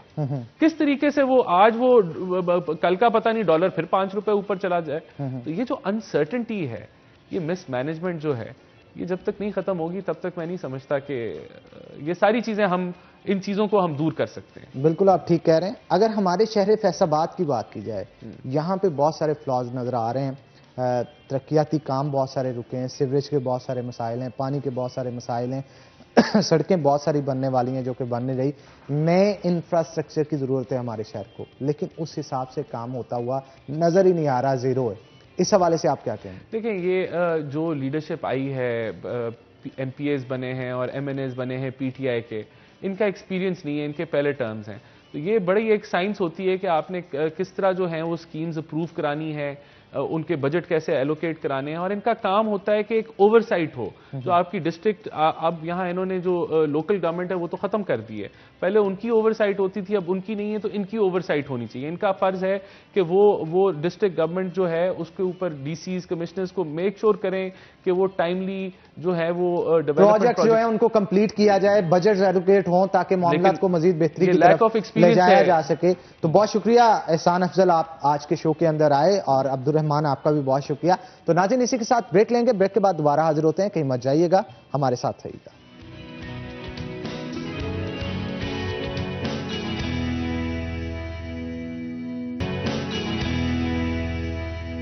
वेलकम बैक नाज़रीन, ब्रेक के बाद खुशामदीद। अगर आप चाहते हैं कि आपकी पर्सनैलिटी बेहतरीन हो तो उसके लिए आपका हेयर स्टाइल जबरदस्त होना चाहिए। मेरा hairstyle prime hair club की तरफ से बनाया गया। अगर आप चाहते हैं कि जबरदस्त हेयर स्टाइल बनाएं तो उसके लिए आपको जनाह कॉलोनी में प्राइम हेयर क्लब पे जाना पड़ेगा। हमारा फेवरेट सेगमेंट किचन स्टार्ट हो चुका है, लेकिन किचन में जाने से पहले एक बार फिर से मैं आज का सवाल हमारा रिपीट करता चलूं कि फैसलाबाद के किस बाजार में कैसरी दरवाजा मौजूद है। जो 5 खुशनसीब ज्यादा से ज्यादा टेक्स्ट करेंगे उस नंबर पे जो कि स्क्रीन पे दिया जा रहा है, तो उन 5 खुशनसीबों को बुलेवार्ड मॉल की तरफ से वाउचर्स जो हैं वो फराम किए जाएंगे, जिन पे वो शॉपिंग और इसके साथ साथ फूड जो है वो हासिल कर सकते हैं। तो चलते हैं किचन की तरफ, देखते हैं कि आज शेफ किंजा हमारे लिए क्या तैयार कर रही हैं। अस्सलाम वालेकुम शेफ, कैसे हैं आप? शेफ अल्लाह का शुक्र है। अस्सलाम वालेकुम एवरीवन। अच्छा शेफ, बताइएगा आज हम क्या तैयार कर रहे हैं, और ये कोयला किस लिए हमने भुनने के लिए रखा हुआ है यहाँ पे? हम लोग आज बना रहे हैं स्मोक चिकन बर्गर्स। और सबसे पहले मैं अपना जिसको मैं रिप्रेजेंट कर रही हूँ उसके बारे में थोड़ा इंट्रोडक्शन देना चाहूँगी। मैं बुलेवार्ड मॉल को रिप्रेजेंट कर रही हूँ, जिसकी 3 से 4 आउटलेट्स हमारे मॉल में मौजूद हैं। होम बेकरी, चाइना किचन, देसी पंजाबी ढाबा, एंड जो नीचे हमारे ग्राउंड फ्लोर पे है वो है चाय नाश्ता के नाम से। ठीक है, आज की रेसिपी क्या होगी हमारी? आज क्या तैयार करने जा रहे हैं? क्योंकि यहाँ पे मैं देख रहा हूँ बंस भी बहुत सारे पड़े हैं, स्पाइसेस भी आज काफी ज्यादा हैं, कोयले भी, मतलब आज कुछ डिफरेंट बनने जा रहा है मुझे लगता है। जी सर, स्मोक्ड होगी जो हमारी पैटी में होगी, वो हम थोड़ा बारबेक्यू टच देंगे उसमें। और आप लोग ने तो पहले बुलेवार्ड मॉल विजिट करना है, और ये हमारी जो रेसिपी है वो होम बेकरी की तरफ से। तो पहले सबसे आपने वहां पे ट्राई करना है, फिर आपने टेस्ट करके फिर जो मेरी रेसिपी है वो ट्राई करनी है, फिर आपको डिफरेंस पता चलेगा। बताने का यहाँ पे मकसद ये होता है कि अगर कोई शख्स घर पे भी बनाना चाहे तो घर पे भी इसे तैयार कर सकता है। तो रेसिपी क्या होगी आज, और डिश क्या बनाने जा रहे हैं उसका नेम भी बताएं। हम स्मोक चिकन बर्गर्स बनाने जा रहे हैं। उसके स्मोक लिए चिकन बर्गर्स बनाने जा रहे हैं। और आज कितने बर्गर्स बनेंगे, क्वांटिटी क्या होगी, ताकि उस हिसाब से रेसिपी लोगों को पता चल सके, जी। कितने % सर्विंग होगी? अच्छा, मैं जो बनाने जा रही हूँ वो 3 बर्गर्स बनाऊंगी, जिसमें मैंने लेना है चिकन मिंस लेना है, 250 ग्राम चिकन मिंस है। साथ में मुझे ब्लैक पेपर चाहिए 1.5 टीस्पून। ठीक है। स्मोक्ड पेपरिका आराम से इजीली मिल जाता है, स्मोक्ड नहीं है तो नॉर्मल पेपरिका आप लोग यूज कर सकते हैं। पेपरिका पाउडर है 1 टीस्पून, व्हाइट पेपर है 1 टीस्पून, सॉल्ट एज टेस्ट। इसमें थोड़े से ब्रेड क्रम्स जाएंगे, 1.5 टेबल स्पून ब्रेड क्रम्स जाएगा। बारबेक्यू सॉस जाएगी, जो इसका मेन इंग्रेडिएंट है, बारबेक्यू सॉस जाएगी। थोड़ा सा लेमन जूस जाएगा इसमें, और अगर मुझे जरूरत हुई तो मैं इसमें हाफ एग यूज करूंगी। एग यूज क्यों किया जाएगा? मतलब बाइंडिंग के लिए इसकी यूज होगा, पैटी की जो बाइंडिंग करेंगे वो एग अच्छी करता है। क्योंकि हम चिकन का कीमा इस्तेमाल कर रहे हैं, जी। तो पैटी बनाने के लिए कि चिकन बिखरे ना, जी, तो इसलिए बिखरना जो है वो अच्छा नहीं होता, तो बिखरे ना, सिमटा रहे, उसके लिए हम जो है वो एग Egg use इस्तेमाल करेंगे। करेंगे। अच्छा, आपने कहा जरूरत के मुताबिक, जरूरत क्या मतलब इसके बिना भी बन जाती है पैटी? बन जाती है, लेकिन डिपेंड करता है। समटाइम्स जो है वो जो चिकन मिंस होता है वो पानी छोड़ देता है, तो इस वजह से हम लोग को अगर तो जरूरत है, अगर आप लोग को लग रहा है कि थोड़ा ड्राई हो रहा है तो आप उसमें ऐड कर सकते हैं, वरना तो फिर जरूरत नहीं है। अच्छा, यहाँ पे भी कुछ इंग्रेडिएंट्स मौजूद हैं, इस हवाले से भी साथ साथ बताएं। अच्छा, मैं आपको सबसे स्पेशल चीज हमारी होम बेकरी की, ये फ्रेश बेक्ड बन्स हैं जो मैं फ्रेशली सुबह सुबह बन रहे थे और मैं लेके आई हूँ। अच्छा, इनकी स्मेल मैं देख रहा था, बड़ी ज़बरदस्त है, और इनकी खुशबू से अंदाज़ा लगाया जा सकता है कि ये बिल्कुल ताज़े तैयार किए गए हैं,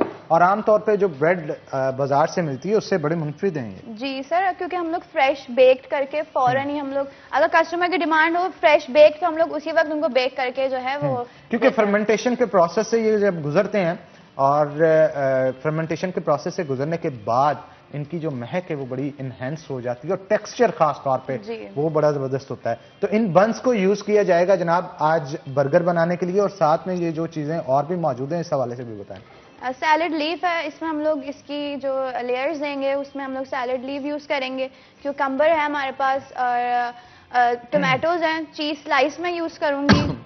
और फिर हम इसका जो है चीज स्लाइस कौन से यूज करेंगे, चेडर चीज यूज करेंगे या दूसरी? डिपेंड करता है, अगर आपके टेस्ट के ऊपर डिपेंड करता है। मैं चेडर यूज करूंगी, उसका फ्लेवर अच्छा है, तो आप चेडर यूज करें तो ज्यादा बेहतर है। चेडर चीज यूज करें ज्यादा बेहतर है। अच्छा, ये जो टिक्कियां तैयार की जाएंगी इसके लिए, बर्गर के लिए, ये किसमें, गोल्डन कुकिंग ऑयल में या गोल्डन घी में? गोल्डन कुकिंग ऑयल में। गोल्डन कुकिंग ऑयल में जनाब इसे तैयार किया जाएगा। गोल्डन कुकिंग ऑयल बनाने वालों का यह कहना है कि हफ्जाने सेहत के असूलों के ऐन मुताबिक कुदरती अज्जा से इसे तैयार किया गया है, ऑटोमेटिक प्लांट पे तैयार किया गया है, और इसके अंदर विटामिन का ब्लेंड भी मौजूद है, जिनके अंदर विटामिन ए, विटामिन डी और विटामिन ई मौजूद है। विटामिन ए आपके विजन को क्लियर करती है, विटामिन डी आपकी कैल्शियम अब्जॉर्प्शन को बेहतर करके आपकी बॉन्स को स्ट्रांग करती है, और विटामिन ई आपके हेयर ग्रोथ और इसके साथ साथ ओवरऑल हेल्थ के लिए वो इंतहाई बेनिफिशियल होती है। तो अगर आप चाहते हैं कि आप अपने खानों की लज्जत को दोबाला करें, तो उसके लिए जब भी बाजार में जाएं, वहां पे किसी भी ऑयल का नाम लेना हो तो सबसे पहले आपके मुंह पे गोल्डन कुकिंग ऑयल का नाम होना चाहिए, क्योंकि गोल्डन कुकिंग ऑयल ना सिर्फ आपके खानों को लज्जत से भरपूर बनाता है, बल्कि इसके साथ साथ हफ्जाने सेहत के असूलों के ऐन मुताबिक तमाम वो चीजें और अज्जा आपको मुहैया करता है जिससे आपकी सेहत पे पॉजिटिव इफेक्ट्स पड़े। अच्छा, ये बताइएगा ऑयल का कितना अमल दखल होता है खाने को तैयार करने के लिए? अगर आप अच्छा ऑयल इस्तेमाल करते हैं तो उससे आपकी सेहत पे इफेक्ट्स क्या पड़ते हैं? अच्छा ऑयल यही है कि पहले तो हमें अच्छा ब्रांड जो है वो सिलेक्ट करने की बहुत जरूरत होती है, just like golden cooking oil, और मैंने भी अभी यूज किया है, काफी अच्छा है। इसके लिए हमारे लिए हेल्थ, जो कॉन्शियस लोग होते हैं वो काफी ज्यादा इस चीज पे जो है वो गौर व फिक्र करते हैं कि अगर हमें कुकिंग करनी है तो हमें उसके लिए अच्छा ब्रांड यूज करना है। तो कुकिंग ऑयल हमारे खाने में जो है वो बड़ी एक मेन जो है वो किरदार अदा करता है, क्योंकि इसका अरोमा, इसका टेक्सचर जो खाने का बनता है उसमें काफी अमल दखल करता है। अच्छा, मैं चाहता हूं इसे बनाना शुरू किया जाए ताकि ऑडियंस को साथ साथ हम बताते चलें कौन कौन से स्टेप्स हैं जिनको फॉलो करते हुए आज हम तैयार करेंगे जो बर्गर तैयार करने के लिए जा रहे हैं। तो पहले सबसे क्या चीजें यूज की जाएंगी? मेरा ख्याल है चिकन के अंदर आप ये तमाम इंग्रेडिएंट्स हैं इनको ऐड किया डाल जाएगा। के उसकी मैं पैटी बनाऊंगी। अब इसमें मैं डाल रही हूँ black pepper powder, black pepper powder add कर दिया गया है। इसके बाद व्हाइट पेपर है, व्हाइट पेपर, स्मोक्ड पेपरिका,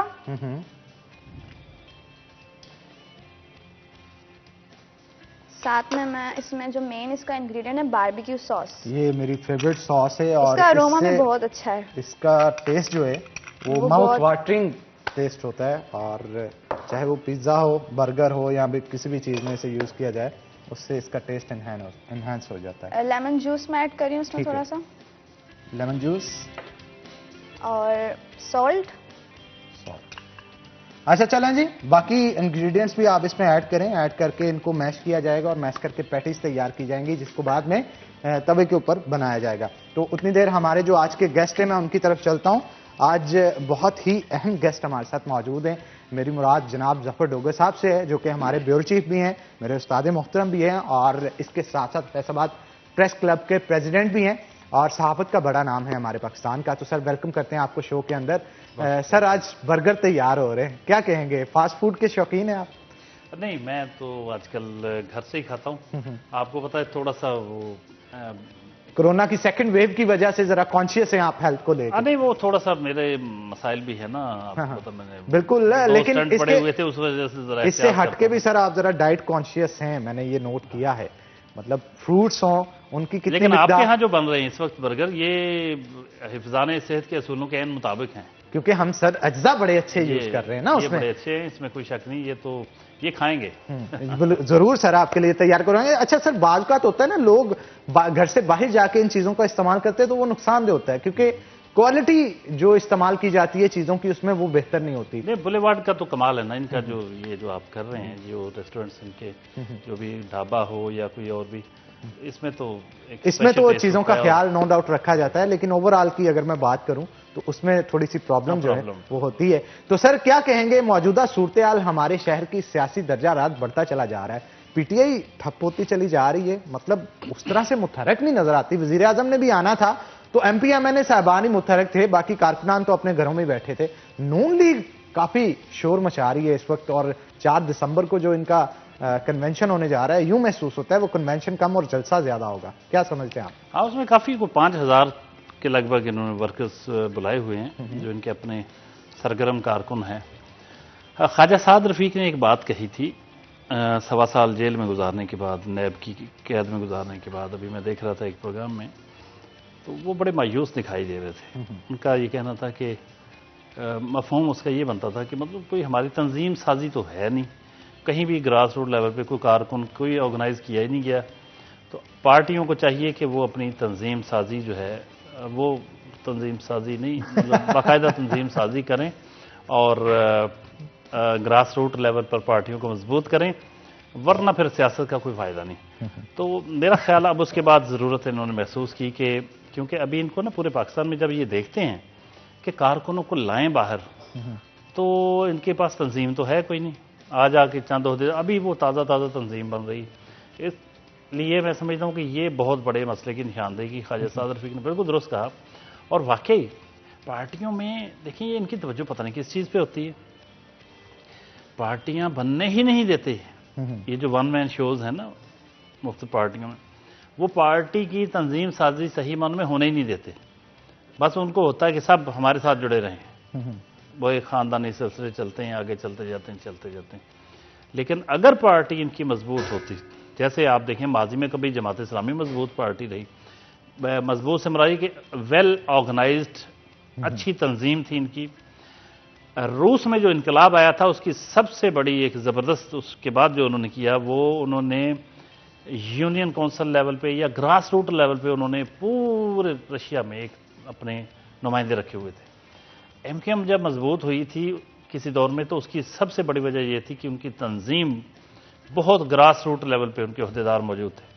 लेकिन ये जो हमारी बड़ी पार्टियां के ग्रास रूट लेवल पे कोई अहदेदार नहीं है, कोई तंजीम साजी नहीं है, ऑर्गेनाइजेशन नाम का कोई तस्वर ही नहीं। अब उस ज़रूरत को महसूस करते हुए नून लीग ने फिर ये किया कि अब हमने पार्टी को ग्रास रूट लेवल पे मुनज़्ज़म करना है, सूबाई हलकों की सतह पे मुनज़्ज़म किया जा रहा है, अहदेदार मुकर्रर किए जा रहे हैं। और अब 4 दिसंबर का वर्कर कन्वेंशन जो है उसके हवाले से बड़ी हाइप क्रिएट हुई, क्योंकि उसमें शाहिद खाकान अब्बासी भी आएंगे और एहसन इकबाल होंगे, राना सनाउल्लाह होंगे, मरीम नवाज़ ने आना था लेकिन शायद अब वो नहीं आ रही। लेकिन ये है कि वो एक इसकी वजह से उन्होंने जो मुख्तलिफ कमेटियाँ बनाई हैं, और ख़ास तौर पे हमारे दोस्त मियाँ ज़ियाउर रहमान जो जनरल सेक्रेटरी हैं मुस्लिम लीग फैसलाबाद के, तो वो बहुत ज़्यादा मुतहर्रिक हैं। इतनी तंजीम साजी उन्होंने की, इतनी कमेटियाँ बनाई कि अब हर कमेटी की अलग अलग मीटिंग हो रही है, हर बंदे को बिजी किया हुआ है और बहुत भरपूर तैयारियां हो रही हैं।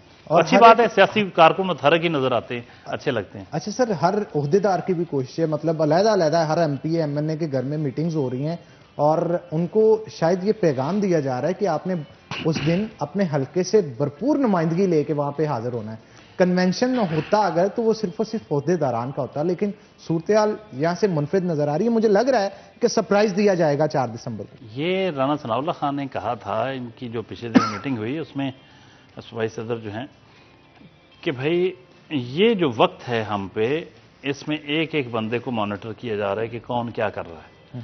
तो इसमें जो पीछे रह गया फिर बाद में गिला ना करे टिकट के मामले में। तो इसलिए वो सारे जितने एमपीएज मुंतखब हैं या जो हारे हुए हैं इनके, वो सारे और जो तंजीमी ओहदेदार हैं, इन सब की कारकर्दगी वो मॉनिटर कर रहे हैं। इसलिए वो इसको कामयाब बहुत भरपूर कोशिश कर रहे हैं। तो अच्छी बात है, मैं समझता हूँ सियासी सरगर्मियाँ जितनी हों अच्छा होता है। पीटीआई का अलबत्ता एक हमारा है, हम समझते हैं कि पीटीआई हुकूमती जमात होने के बावजूद उसकी एक्टिविटीज़ बहुत कम ना होने के बराबर है। उसमें एक नून का दौर था तो हमें उनकी कैमरे की डिमांड ही ख़त्म नहीं होती थी। जी फलां हमारा फंक्शन उधर आ जाए, फलां हम फलां चीज़ कर रहे हैं, फलां कर रहे हैं, फलां कर रहे हैं। ये तो लगता है कुछ कर ही नहीं रहे। कभी इनकी तरफ से नहीं आया जी फलां जगह हमारा ये है तो कैमरा भेज दें। वो भी तो बड़े शाये हैं सर, मतलब शाये हैं सर, अजीब व गरीब किस्म के मामला हैं इनके, बहुत ही पुरस्कार किस्म के, और पब्लिक को फेस करते हुए पता नहीं डर लगता है इनको। हालांकि इनके क्रेडिट पे कुछ अच्छे काम भी हैं।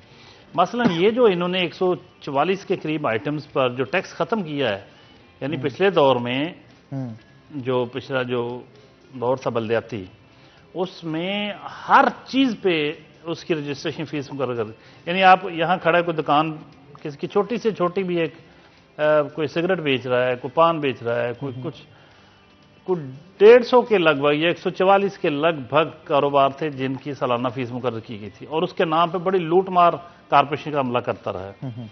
अब इन्होंने इसी महीने पूरे पंजाब से वो तमाम फीसें खत्म कर दी, वो तमाम लाइसेंस फीस खत्म कर दी। ये बहुत बड़ा कारनामा है इनका, पीटीआई का। लेकिन मतलब इनको ना तो अपने किसी अच्छे काम का क्रेडिट लेना आता है, इनको शायद पता नहीं होता कि ये काम खुद कितना अच्छा काम भी तो हो जाता ना बाज़ औक़ात, गलती से ही तो जैसे भी बहरहाल इनका बड़ा कारनामा है। तो मैं समझता हूँ कि हर बंदे को उसके नाम पे टैक्स के हम खिलाफ नहीं, टैक्स होना चाहिए, लेकिन उसके नाम पे बड़ी ब्लैक, वो उसके खाते में टोटल इनके पास आ क्या रहा था वो 70-80 लाख रुपए, हालांकि जितने वो टैक्सेस थे उसके हिसाब से तो करोड़ों रुपए आना चाहिए थे खजाने में, वो सारा फिर कारपोरेशन के अफसरों की जेबों में जा रहा था। तो वो सारा ख़त्म कर दिया, तो उसका फ़ायदा ये हुआ कि अब कोई कहीं छापे नहीं मारता, कोई टैक्स के नाम पे, रजिस्ट्रेशन फीस के नाम पे, फीस 100 रुपये थी, ले 1000 रुपये, 2-2000, हर बंदे को क्या पता कि कितनी फीस है। बिल्कुल। तो वो सारे ब्लैकमेल कर रहे थे, बहुत ज़्यादा ऐसे धावा बोल देना, जी हाँ जी बताएं जी कहाँ हैं आप। ये बड़ा अच्छा काम किया। जैसे कभी नवाज शरीफ ने चुंगियाँ ख़त्म की थी, तो चुंगी अब पूरी बस भरी होती थी, किसी एक बंदे के सामान की वजह से आप वेट करें जी, घंटा घंटा वेट करते, हाँ जी झगड़ा हो रहा है, वो कह रहा है जी 11 गुना पड़ेगा जी, 11 गुना। तो ये क्या बदमाशी थी। तो वो उन्होंने बहुत बड़ा ज़बरदस्त काम किया था। अब इन्होंने ये जो ख़त्म किया है, ये बड़ा शानदार काम है। तो लेकिन इनके पास प्रॉब्लम इनका ये है कि इनको खुद पता नहीं होता कि हमने काम कितना अच्छा कर लिया। तो जो कोई कर लेते हैं कभी, लेकिन बहुत सारे तो काम ऐसे हैं मतलब अच्छे नहीं भी होते, लेकिन ये काम बहरहाल अच्छा था इनका, लेकिन कैश कराना नहीं आता इनको। अच्छा सर, सियासत में हर एक की कोशिश होती है, अपने कद को बड़ा करने की कोशिश की जाती है। बाज़-औक़ात एमपीए भी एमएनए से सबकत ले जाते हैं। जैसे गुज़िश्ता दिनों इमरान खान फैसलाबाद आए, कास्ट्रू जो कि हमारे मून कास्ट्रू एमपीए हैं, उनकी दावत पे यहाँ पे आए थे और पूरी वहाँ की एक्टिविटी के रूए रवां भी वही थे और स्टेट सेक्रेटरी भी उनके भाई थे वहाँ पे। बहुत सारे एमएनए जो हैं उनकी तरफ से ये सोचने पे मजबूर वो ज़रूर होंगे कि हम रोज़ाना की बुनियाद पे वहाँ जाते भी थे, वज़ीर-ए-आज़म से मुलाकातें भी, लेकिन कहने पे इनके फैसलाबाद आ गए। इसके ऊपर कमाल मैं कहता हूँ हनान, ये जो नौजवान है ना ख्याल कर, ये बड़ी एक बड़े थोड़े वक्त में इस बंदे ने बड़ी तरक्की की और बड़ा पॉजिटिव जहन का बंदा, और इसने वाकई सारी पीटीआई को परेशान कर दिया। इमरान खान उन्हीं की दावत पे, कास्त्रो की दावत पे ही आए। और जब सब लोग बोल रहे थे, बातें कर रहे थे, तो अचानक फिर वो देखा कास्त्रो नहीं बोल रहा, तो उन्होंने कहा कि अब मेरा कास्त्रो बोलेगा। अब ज़ाहिर इतने बड़े बड़े लीडर जो बैठे हुए, इनको बड़ी प्रॉब्लम, यार ये क्या शय है, इसको इतना ज़्यादा अहमियत मिल रही है, प्रोटोकॉल मिल रहा है, इतना प्रोटोकॉल। लेकिन इसमें कोई शक नहीं, उसने मेहनत की। अब उस पर ना ट्रस्ट करता है। इमरान खान का एक खूबी है कि जब उसको कोई बंदा लगता है ना कि ये मुखलस है, तो उस पर फिर ट्रस्ट करता है और बड़ा दिल से उसकी इज्जत करता है। और ख्याल कास्त्रो जो है इस वक्त तो उसकी इमरान खान साहब जो हैं प्राइम मिनिस्टर, वो बड़ा दिल से उसको प्यार करते हैं और बड़ा छेड़छाड़ भी करते हैं थोड़ी। अच्छा सर, वैसे ये भी सुनने में आ रहा है कि आने वाले दिनों में शायद वजारत से भी नवाजा जाए उनको, सदाकत है? बिल्कुल, पंजाब में उनको वजारत मिल सकती है, क्योंकि वो वज़ीर आला पंजाब भी उनसे बड़ा प्यार करते हैं, इमरान खान बड़ी इज्जत करते हैं, गवर्नर सरवर के बहुत ज़्यादा वो करीब हैं। तो ये एक ऐसा नौजवान है, मैं समझता हूँ कि जो इस दौर में, इन दिनों में, पिछले कुछ महीनों में सबसे ज़्यादा उभर के पीटीआई से कोई अमर्ज अगर हुआ है तो वो ख्याल कास्त्रो है। सर, मर्ज होने से जहां फायदे होते हैं, नुकसानात भी होते हैं ना आपकी। हासदीन बड़े पैदा हो जाते हैं। हासदीन, मैं यही गुफ्तगू करना चाह रहा हूं। बिल्कुल। वो कहीं, मैं एक मीटिंग चल रही थी, कहीं बैठे थे, तो वो खुद बता रहे थे, वहां कुछ बंदे बता रहे थे कि एक एमएनए को बड़ा गुस्सा था कि यार ये क्यों आगे निकलता जा रहा है, और ये मुझे तो पता नहीं।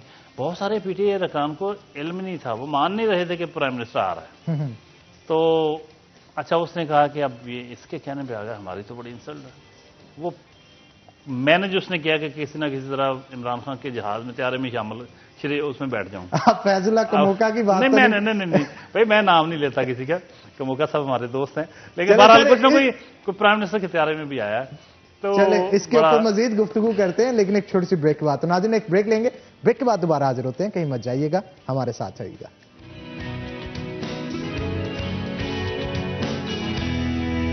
फैसलाबाद को मिल जाएंगे। इसके साथ साथ एक चीज बुरी हुई, सनतकार तो इनकी तो डिमांड थी, लेकिन अभी मैं समझता हूं कि इस पे हमारे ताज जो मजदूर रहनुमा हैं वो बड़े नाराज हैं। वो ये है कि जो इन्होंने कहा था जी कि फैक्ट्रियों में, मिलों में ईओबीआई वाले और सोशल सिक्योरिटी वाले जो छापे मारते हैं, ये रोके जाएं।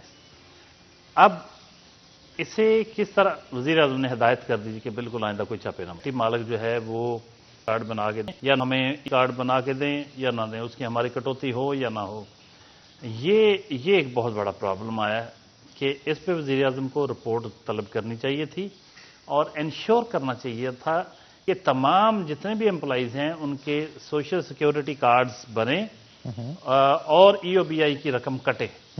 उसके बाद गैर जरूरी तौर पर कोई बंदा उधर ना जाए, ये तो बिल्कुल डिमांड है। लेकिन अगर वहां ये खिलाफवर्जियां होती हैं और फिर भी ना जाए, ये हुक्म है, तो फिर ये बहुत बड़ा हम लूजर हैं, फैसलाबाद के तमाम मजदूर लूजर हैं फिर। तो अभी आज ही मेरा ख्याल एक मुजाहरा भी रखा हुआ था, एक इन्होंने कुछ ही देर में होगा, और कुछ ये मुसलसल इस तरह के इनका प्लान है कि हम इस पर एहतजाज करेंगे कि जो ईओबीआई कार्ड्स और सोशल सिक्योरिटी कार्ड्स ये बनने चाहिए सबके, और लेबर लीडर्स जितने भी ये सोशल सिक्योरिटी के इंस्पेक्टर्स और ईओबीआई के जो अफसरान होते हैं या उनके मुलाजमीन अहलकार, इनको अगर इनके दाखिले बंद कर दिए जाएंगे मिलों पे, तो मजदूरों का बहुत ज़्यादा इस्तेहसाल जो है वो बढ़ जाने का इम्कान है। अच्छा सर, महकमा माहौलियात के हवाले से आप क्या कहेंगे? हमारे शहर में मुतहरक नजर नहीं आता, और फैसलाबाद का शुमार दुनिया के आलूदा तरीन शहरों में होना शुरू हो गया है, और ये हमारे लिए लम्हा फिक्री है, क्योंकि एक बड़ा बिजनेसमैन जिसकी चिमनियों से, फैक्ट्री की चिमनियों से धुआं निकल रहा है, उसका बच्चा भी इसी फिजा में सांस ले रहा है, और एक गरीब आदमी का भी। दिन ब दिन यही सूरत हाल रही तो फैसलाबाद जो है वो संगीन सूरत हाल इख्तियार करता चला जाएगा। आप क्या कहेंगे इससे? बुरी खबर ये है कि गवर्नमेंट के नज़दीक ये कोई इशू नहीं है, मतलब उसको पता भी नहीं है कि इसको हल भी करना है, ना उसके प्लान में शामिल है, ना कहीं कोई अनाउंसमेंट की गई, ना कहीं किसी भी सतह पर यह ज़ेर बहस है कि फैसलाबाद की फ़ज़ा को साफ करना है, फैसलाबाद की माहौलियाती आलूदगी पर काबू पाना है। फैसलाबाद में जो माहौलियात का दफ्तर है उसके पास तो बुनियादी जो ज़रूरी आलात होते हैं आलूदगी को मापने के, वो भी मौजूद नहीं है। मैन पावर की बहुत कमी है। ऊपर से हमने डिप्टी डायरेक्टर माहौलियात का जो पढ़ा था, सुना था बयान हमारे सिटी 41 से बातचीत करते हुए उन्होंने कहा था कि हमें तो बहुत ज़्यादा प्रेशराइज मुख्तलिफ अतराफ से किया जाता है कि जी वो फ़लाँ को ना पूछें, फ़लाँ को ना करें, फ़लाँ को कुछ ना कहें। उसमें ब्यूरोक्रेट्स के नाम भी थे और सियासतदानों का भी उन्होंने कहा था। तो वो एक बड़ी ख़तरनाक बात है। यानी माहौलियाती आलूदगी वो चीज़ है, पोल्यूशन वो चीज़ है जो अल्टीमेटली अब स्मोक की शक्ल इख्तियार कर जाती है और पूरी दुनिया में इस वक्त बहुत बड़ा ये एक इशू के तौर पर इसको लिया जा रहा है। इसके हल करने के लिए बहुत बड़े बड़े करोड़ों डॉलर खर्च किए जाते हैं, लेकिन फैसलाबाद जैसा शहर पाकिस्तान का जो जिसकी खुद वज़ीर आज़म वज़ीर आला तारीफ़ करके गए इतनी, लेकिन इसकी तरफ कोई तवज्जो नहीं देखे गया कि इसकी पोल्यूशन को कैसे ख़त्म करना है, इसकी फ़ज़ा को किस तरह साफ बनाना है। सर शायद उनको बताने वाला कोई नहीं, बताने वाला अगर कोई नहीं तो भी मैं समझता हूं उनकी अपनी ही। लेकिन हम तो सर मीडिया तो चिल्ला चिल्ला के बताता हम तो बता रहे हैं, बाकी चीजों पे एक्शन हो जाता है, जिन चीजों पे लेना चाहिए उस पे तो बोलते तक नहीं। अच्छा, नून लीग और पीटीआई में यही फर्क है। एक वक्त था कि सलमान गनी जब डीसी थे फैसलाबाद के, हनान आपको याद होगा, वो एक छोटा सा टिक्कर चलता था, एक्शन कोई खबर चल रही, उनको परेशानी हुई थी। एक बार उन्होंने कहा डॉक्टर साहब यार वो प्लीज टिक्कर रखवा दें, वो हमने ठीक करवा दिया काम। यानी वो मॉनिटरिंग होती थी वज़ीर आला हाउस में भी हमारे चैनल की वहाँ, और वो फौरी तौर पर अब भी होती होगी, लेकिन फौरी तौर पे अहकाम जारी होते थे और यहाँ की इंतज़ामिया पे बहुत बड़ा चेक था। अब मुझे लगता है कि ये चेक ख़त्म हो गया, क्योंकि आप जो मर्जी चलाएं, जो कुछ मर्जी कर दें, उनके कानों पे जूं तक नहीं रेंगती। और ये जो यहाँ की इंतज़ामिया है, इन्होंने कुछ अच्छे काम भी किए थे कोरोना के दिनों में, लेकिन इससे हट के कोई स्लो डाउन हो गया, कोई बड़ा काम इनके क्रेडिट पे कोई नजर नहीं आ रहा, और पोल्यूशन इनकी तरजीहात में ही शामिल नहीं है। अच्छा सर, डीसी साहब वैसे तो बड़े मामलात के एक्शन लेते हैं, ये महकमा माहौलियात पे क्यों नहीं लेते? क्या इनके अंडर नहीं आता? ये जो एक्शन लेते हैं हनान, मुझे आपकी इस बात से भी थोड़ा सा इख्तलाफ है। ये एक्शन मतलब सारे दिन की मसरूफियात देख लें उनकी, क्या होगा कि मतलब फलां जगह इफ्तिताह कर दिया, फलां फीता काट रहे हैं, फलां कर लें, फलां से मिल लें, फलां वो जैसे कहते मेरी आनी जानी देखें। इससे हटके संजीदा कोई प्लानिंग फैसलाबाद के बारे में हमें नजर नहीं आती कि फैसलाबाद जैसे शहर के शायान शान कोई प्रोजेक्ट हो, वो नजर नहीं आता। तो इसलिए मैं थोड़ा सा इससे इख्तलाफ करूंगा कि इनकी ज्यादातर इसी तरह की मसरूफियात होती हैं। होता बहुत लंबा शेड्यूल बना होता है रोज का, फलां जगह जाना जी, फलां जगह जाना है, फलां वो ऐसे ही जैसे हमारे बाद रिपोर्टर समटाइम्स आप देखते हैं कि तो खबरें जब कुछ नहीं होती तो फिर ऐसे ही आप तो सर भरपूर खिंचाई भी करते हैं ना, स्टोरीज होती है ना, मेरी भी बात खिंचाई करते हैं, हम भी करते हैं और लाहौर बैठे भी करते हैं। बिल्कुल, तो वो सही करते हैं, इसलिए कि यार देखिए बात ये कि खानापुरी के लिए तो नहीं किसी को रखा गया, बिल्कुल ना किसी अफसर को रखा गया है, ना किसी डीसी को रखा गया है, ना ही किसी हमारे यहाँ रिपोर्टर को रखा गया है। काम वो है जो करना ही करना है, काम करेंगे तो इनकी इज्जत बनेगी। ऐसे नहीं हो सकता कि आप जी मैं फलां का चहेता हूँ, प्राइम मिनिस्टर का फलां का फलां, ये अलमिया है कि हमारे पास लोग दबे लफ्जों में बहुत गहरी बात कर रहे हैं वैसे सर। हाँ बस ऐसे मतलब बात इसी चीज का खट्टी खाई जा रहे हैं कि मैं फलां उधर से आया हूँ तो मैं उधर से आया हूँ। क्या मतलब यार, इस शहर को ये शहर याद रखेगा नसीम सादक को, ये शहर याद रखेगा नूरुल अमीन बैंगल को, और कोई डीसी किसी शक्ल में उसको याद नहीं किया जाएगा। अच्छा सर, आप क्या समझते हैं हमारे शहर फैसलाबाद का हंगामी बुनियाद पे सबसे ज्यादा बुनियादी मसाइल कौन से जो हल करने की इस वक्त जरूरत है? देखिए, सबसे बड़ा मसला हमारे यहाँ पीने का साफ पानी नहीं है।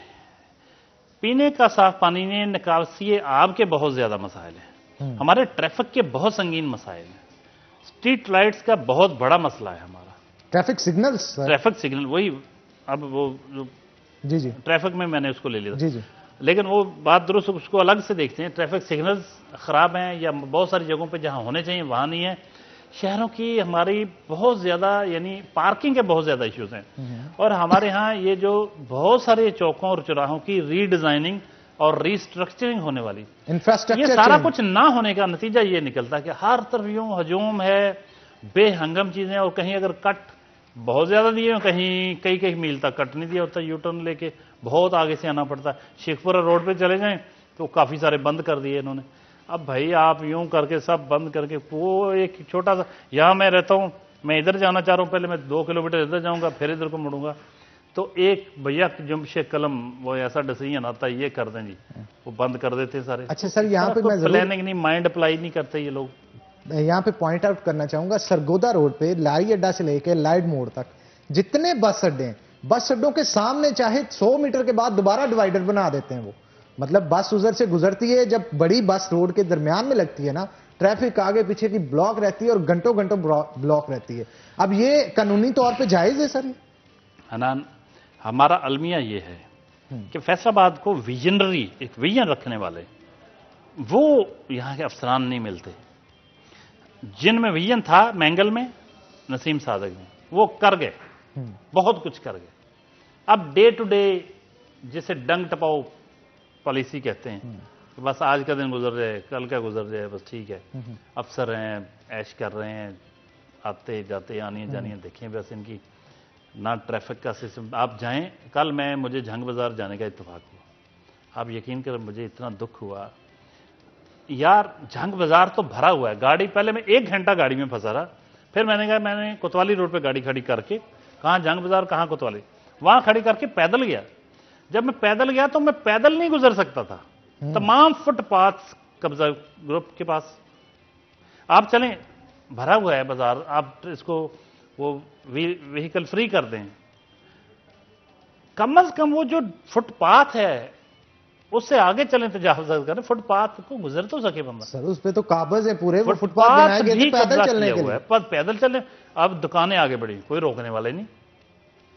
कौन रो, कल बड़ी बुरी तरह मुझे फील हुआ कि यार हमारे यहाँ कौन, इंतजामिया कहाँ है, क्या कर रही है? मसलन डीसी का क्या काम है, जो म्यूनिसिपल कॉर्पोरेशन का चीफ है उसका क्या काम है, क्या कर रहे हैं? सर दफ्तरों में बैठे क्या कर रहे हैं? उनकी बातें सुन के हम परेशान हो जाते हैं। जंग बाजार की आप बात कर रहे हैं, उसके आगे जितनी रेडियां इंक्रोचमेंट वाले हैं, वो दुकानदार को एक इंक्रोचमेंट की मद में 50-50 हजार रुपया आप माहवार दे रहे हैं, उनको अलग से वो कहते देते हैं और कारपोरेशन को अलग से दे रहे हैं। अब ये कितना बड़ा लम्हा फिक्री है कि एक बाजार से इंक्रोचमेंट की मद में लाखों नहीं, मेरा ख्याल करोड़ों रुपए जो है वो छापे जा रहे हैं। वो बाजार भी मजीद गुफ्तगू करेंगे, लेकिन एक छोटी सी ब्रेक के बाद, क्योंकि ब्रेक का वक्त हो गया है। तो नाज़रीन एक ब्रेक लेंगे, ब्रेक के बाद दोबारा हाजिर होते हैं। कहीं मत जाइएगा, हमारे साथ रहिएगा। वेलकम बैक नाज़रीन, ब्रेक के बाद खुशामदीद। जनाब 5 खुश नसीब जिन्होंने आज के सवाल का सही जवाब दिया है, उनके नाम मैं आपको बताता चलूं। एहसन अली, हैदर, शगुफ्ता, अब्दुल वहीद और बिलाल अनवर, वो 5 खुश नसीब हैं जिन्होंने आज के सवाल का जवाब दुरुस्त दिया है। जनाब बहुत बहुत मुबारक हो आपको। बुलेवार्ड की जानिब से वाउचर्स जो हैं वो फराम किए जाएंगे, हमारे ऑफिस से आके आप कलेक्ट कर सकते हैं। तो आगे बढ़ते हैं, जफर डोगर साहब हमारे साथ मौजूद है, मजीद गुफ्तगू उनके साथ करते हैं। सर क्या कहेंगे, ब्रेक पे जाने से पहले जंग बाजार के हवाले से गुफ्तगू हो रही थी और इंक्रोचमेंट के ऊपर आप कुछ कहना चाह रहे थे, मैं चाहता हूं वहीं से कंटिन्यू करें। अच्छा, मुझे कुछ दुकानदार ऐसे भी नजर आए, वो ज़ाहिर है प्रोग्राम करते हैं तो पहचान लेते हैं बहुत सारे लोग, तो वो कहते सर आप यहाँ का कुछ करें। मैंने कहा यार हम सर्वे तो करते हैं लेकिन लगता है असर कोई नहीं होता। अब वो खुद बड़े परेशान थे क्योंकि हर एक ने कब्जा नहीं किया हुआ। आप पीछे से थोड़ा सा आ रहे हैं फुटपाथ पे, आगे एकदम बाकायदा बंद है, यानी यूँ रेडियाँ शेडियाँ, और अंदर सारा बाजार जो है वो सारा ट्रैफिक में फंसा, खवातीन फंसी हुई, कोई एक पाँव रखने के लिए जगह नहीं, गुजरने के लिए जगह। अगर चले फुटपाथ खुला हो 2-2.5 फुट का ही, तो एक आने जाने का सिलसिला तो जारी रहता है ना। तो ये बड़ी तकलीफ दे बात थी कि यार ये किस तरह कुछ पूछने वाला ही नहीं इनको। अच्छा, इससे फिर ये है कि हम हनान देखें, या तो हो ना कोई ऐसा ज़िला उसके ये अफसरान हों जहाँ से रेवेन्यू नहीं आता। ये पंजाब का सबसे, इनके ऑफिशियल रिकॉर्ड के मुताबिक सबसे ज़्यादा रेवेन्यू देता है फैसलाबाद, जो सबसे ज़्यादा कमाऊ पूत है। उसमें इनका रोल क्या है, ये करते क्या हैं वैसे? ये अपनी कारकर्दगी बता सकते हैं कि इन्होंने क्या किया अब तक? जो आते हैं यहाँ आके डे टू डे बस काम छोटे मोटे, कितनी फाइलें, कितना कुछ रुका पड़ा होता है। कमिश्नर साहब ने कभी साइन ही नहीं किए थे। यहाँ कुछ ऐसे लोग भी थे जो मल्टी स्टोरी, जो प्राइम मिनिस्टर का विजन है कि मल्टी स्टोरी बिल्डिंग्स बनाई जाए, बजाय इसके कि आप बहुत ज़्यादा ज़मीन पे इतना आपका वो ज़रूरी ज़मीन भी आती है इस्तेमाल में, तो फिर ऊपर को बनाए सारी बिल्डिंग्स। तो वो एक इन्होंने ऑफ़र की किसी ने जी कि हम बनाना चाह रहे हैं यहाँ कुछ ऐसे फ्लैट्स भी बनाएंगे, सारा कुछ करेंगे। फाइलें इनके पास पड़ी हुई हैं। वो कहता जी वो नया बल्दियाती निज़ाम आएगा, वो फलां का इख्तियार है फलां। कहते जी पिंडी में बनी हुई है, लाहौर में बनी हुई है, हमारे क्यों नहीं बन सकती? इतने खौफजदा ब्यूरोक्रेसी है कि कोई काम करने को, किसी चीज पे साइन करने को तैयार ही नहीं। खौफजदा क्यों है सर? पहले तो ये था नैब का डर था, अब कोई लगता है कि बस वो आदी हो गए कि हम खौफ की वजह से करते नहीं थे, तो फिर भी हमें किसी ने नहीं कहा, तो अब नहीं करते, हमारा क्या फायदा इसमें करने का। मतलब पब्लिक सर्वेंट होने वाला जो तस्वर होता था ना, ब्यूरोक्रेट्स आर पब्लिक सर्वेंट्स, तो पब्लिक सर्वेंट्स नहीं रहे ये। वो जवाबदेही का कहीं आंसर ही नहीं है, कोई है ही नहीं कि कोई इनसे पूछे। अच्छा सर, कोई चेक ही नहीं है। आप क्या कहेंगे अगर जंग बाजार की बात की जाए? ये तो कोविड के दिनों में भी जब मुकम्मल लॉकडाउन था तब भी यहाँ पे इंक्रोचमेंट मौजूद थी और रेडियां इसी तरह से मौजूद थी। देखिए, कल का जंग बाजार जो मैंने कल देखा, अगर ये ऐसे ही रहना है तो मेरा ख्याल ये शादी हालों पे पाबंदी लगाने का ये बिल्कुल बकवास है, कोई फायदा नहीं। शादी हाल में तो फिर भी कुर्सियां लगी होती हैं, यूं टेबल पे फासले पे लगाते हैं, सारे सलीके से लगाते हैं, लोग तरीके से मिलते हैं, फासला होता है। जंग बाजार में तो यूं जुड़े हुए थे लोग, यूं भरा पूरा जंग, हजारों लोग। इसी तरह बाकी भी बाजारों में बहुत ज्यादा रश होता। तो जब बाजारों में हर जगह रश है, बसें चल रही हैं, मार्केटें खुली हुई हैं, बहुत ज्यादा रश है, तो आज आके लोगों की शादियां रखवानी है। तो अभी कितने नौजवान है, हमारे भी इधर शादियां होने वाली नौजवानों की, तो वो बेचारे इस वजह से रुक जाएंगे कि जी वो शादी नहीं आप कर सकते, तो क्या किधर जाएंगे। अच्छा सर, पार्किंग के लिए अभी बिलाल डोगर की भी शादी होने वाली, बिलाल डोगर की मेरा बिल्कुल ख्याल वो होने भी वाली इसी है और वजह से बड़े नहीं हो तड़प रहे हैं वो शादी के लिए। इसी वजह से उनकी नहीं हो रही। अब कहते चले वो, जी, हम दुआ करते हैं उनके लिए सर, जल्द से जल्द उनकी शादी हो। अच्छा सर, खास तौर पे पार्किंग प्लाजे की अगर बात की जाए, यहां तक ताजिर तंजीमें तैयार है कि हम खुद से पैसे लगाएंगे, आप सिर्फ जगह दे दें। जगह के लिए भी सजेशंस उनकी तरफ से दी जा रही हैं। कचहरी बाजार में झैल घर की जगह मौजूद है और इसके अलावा दूसरे प्लाजे जो तैयार हो रहे हैं वो कह रहे हैं हम खुद से पे करेंगे, आप बनाने की इजाजत दे दें। इसके बावजूद नहीं दी जा रही। अब तो गवर्नमेंट ने पैसा भी नहीं लगाना जो वो बहाना कर सके। चक्कर क्या है सर? चक्कर ये है कि हड हराम ब्यूरोक्रेसी, हड हराम ब्यूरोक्रेसी, बाकायदा ये हड हराम है, तो कुछ करने को दिल ही नहीं करता। पहले था, करप्शन थी, सब कुछ था, ब्यूरोक्रेट बड़ी तेजी से सब कुछ करते थे, हिस्सा मिलता था। अब कोई शायद मिलने मिलाने में कुछ चीजें मेरे ख्याल कम हो गई हैं, तो इन्होंने कहा काम भी ना करो, तो उस तरह की चीजें हैं। क्या सर गवर्नमेंट इंस्ट्रक्शंस तो नहीं है इनको, या ये जाती राय है इनकी कि ये काम नहीं करना? ये असल में मैं आपको बताऊं, कुछ तो लोग इनकॉम्पिटेंट हैं। कई लोगों ने, ये पहली बार पंजाब में पोस्टिंग उनकी, कोई बड़ा जिला क्या छोटा जिला भी नहीं इन्होंने किया हुआ, तो वो फिर क्या करेंगे बेचारे। वो इस लायक ही नहीं थे कि पंजाब के सिर्फ इतने बड़े दूसरे बड़े जिले में उनको लगा दिया जाए। वो थे कि कहीं को अगर कोई भक्कर वाली बिल्कुल भक्कर भी नहीं, बल्कि और कोई छोटा सा कोई तहसील, राजनपुर की कोई तहसील, छोटी सी कोई कस्बे का लगाना चाहिए था बाद लोगों को। मैं नाम नहीं किसी का लेता, लेकिन वो फैसलाबाद के लायक नहीं थे। फैसलाबाद के लेवल की यहाँ एक बड़ा मैंगल जैसा डीसी चाहिए, कॉम्पिटेंट होंगे और बहुत सारी चीजें। हमारे नसीम सादक जैसा भैया नो, जिन्होंने डिलीवर किया शहर के लिए, यहाँ आके यकीन करें वक्त पूरा कर रहे हैं, एंजॉय कर रहे हैं बस। चलें जी, हमारी आज की डिश जो है वो भी तैयार हो चुकी है और सर काफी यमी लग रही है। जो आज के बर्गर और फ्राइज जो हैं वो तैयार किए गए, तो शेफ किंजा भी हमारे साथ मौजूद है। शेफ ये भी बताइएगा, फ्राइज और सॉस भी है, सॉस किस तरह से तैयार किया आपने?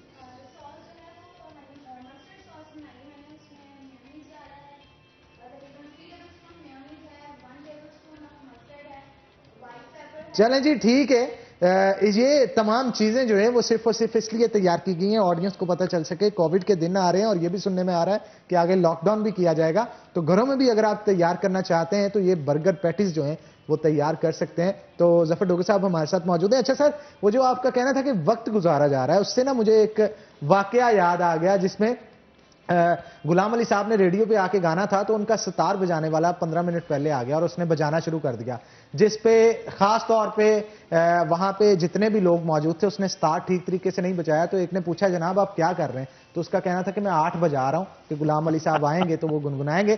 तो यही मामला जो है हमारी ब्यूरोक्रेसी के साथ शायद है। तो नाज़रीन, इसी के साथ आज के प्रोग्राम से अपने मेजबान हन्नान बुखारी को इजाजत दीजिए, लेकिन जाने से पहले डॉक्टर साहब आपका बहुत शुक्रिया, आप आज के शो के अंदर आए। तो नाज़रीन, इंशाल्लाह कल होगी आपसे मुलाकात, तब तक के लिए अल्लाह हाफिज।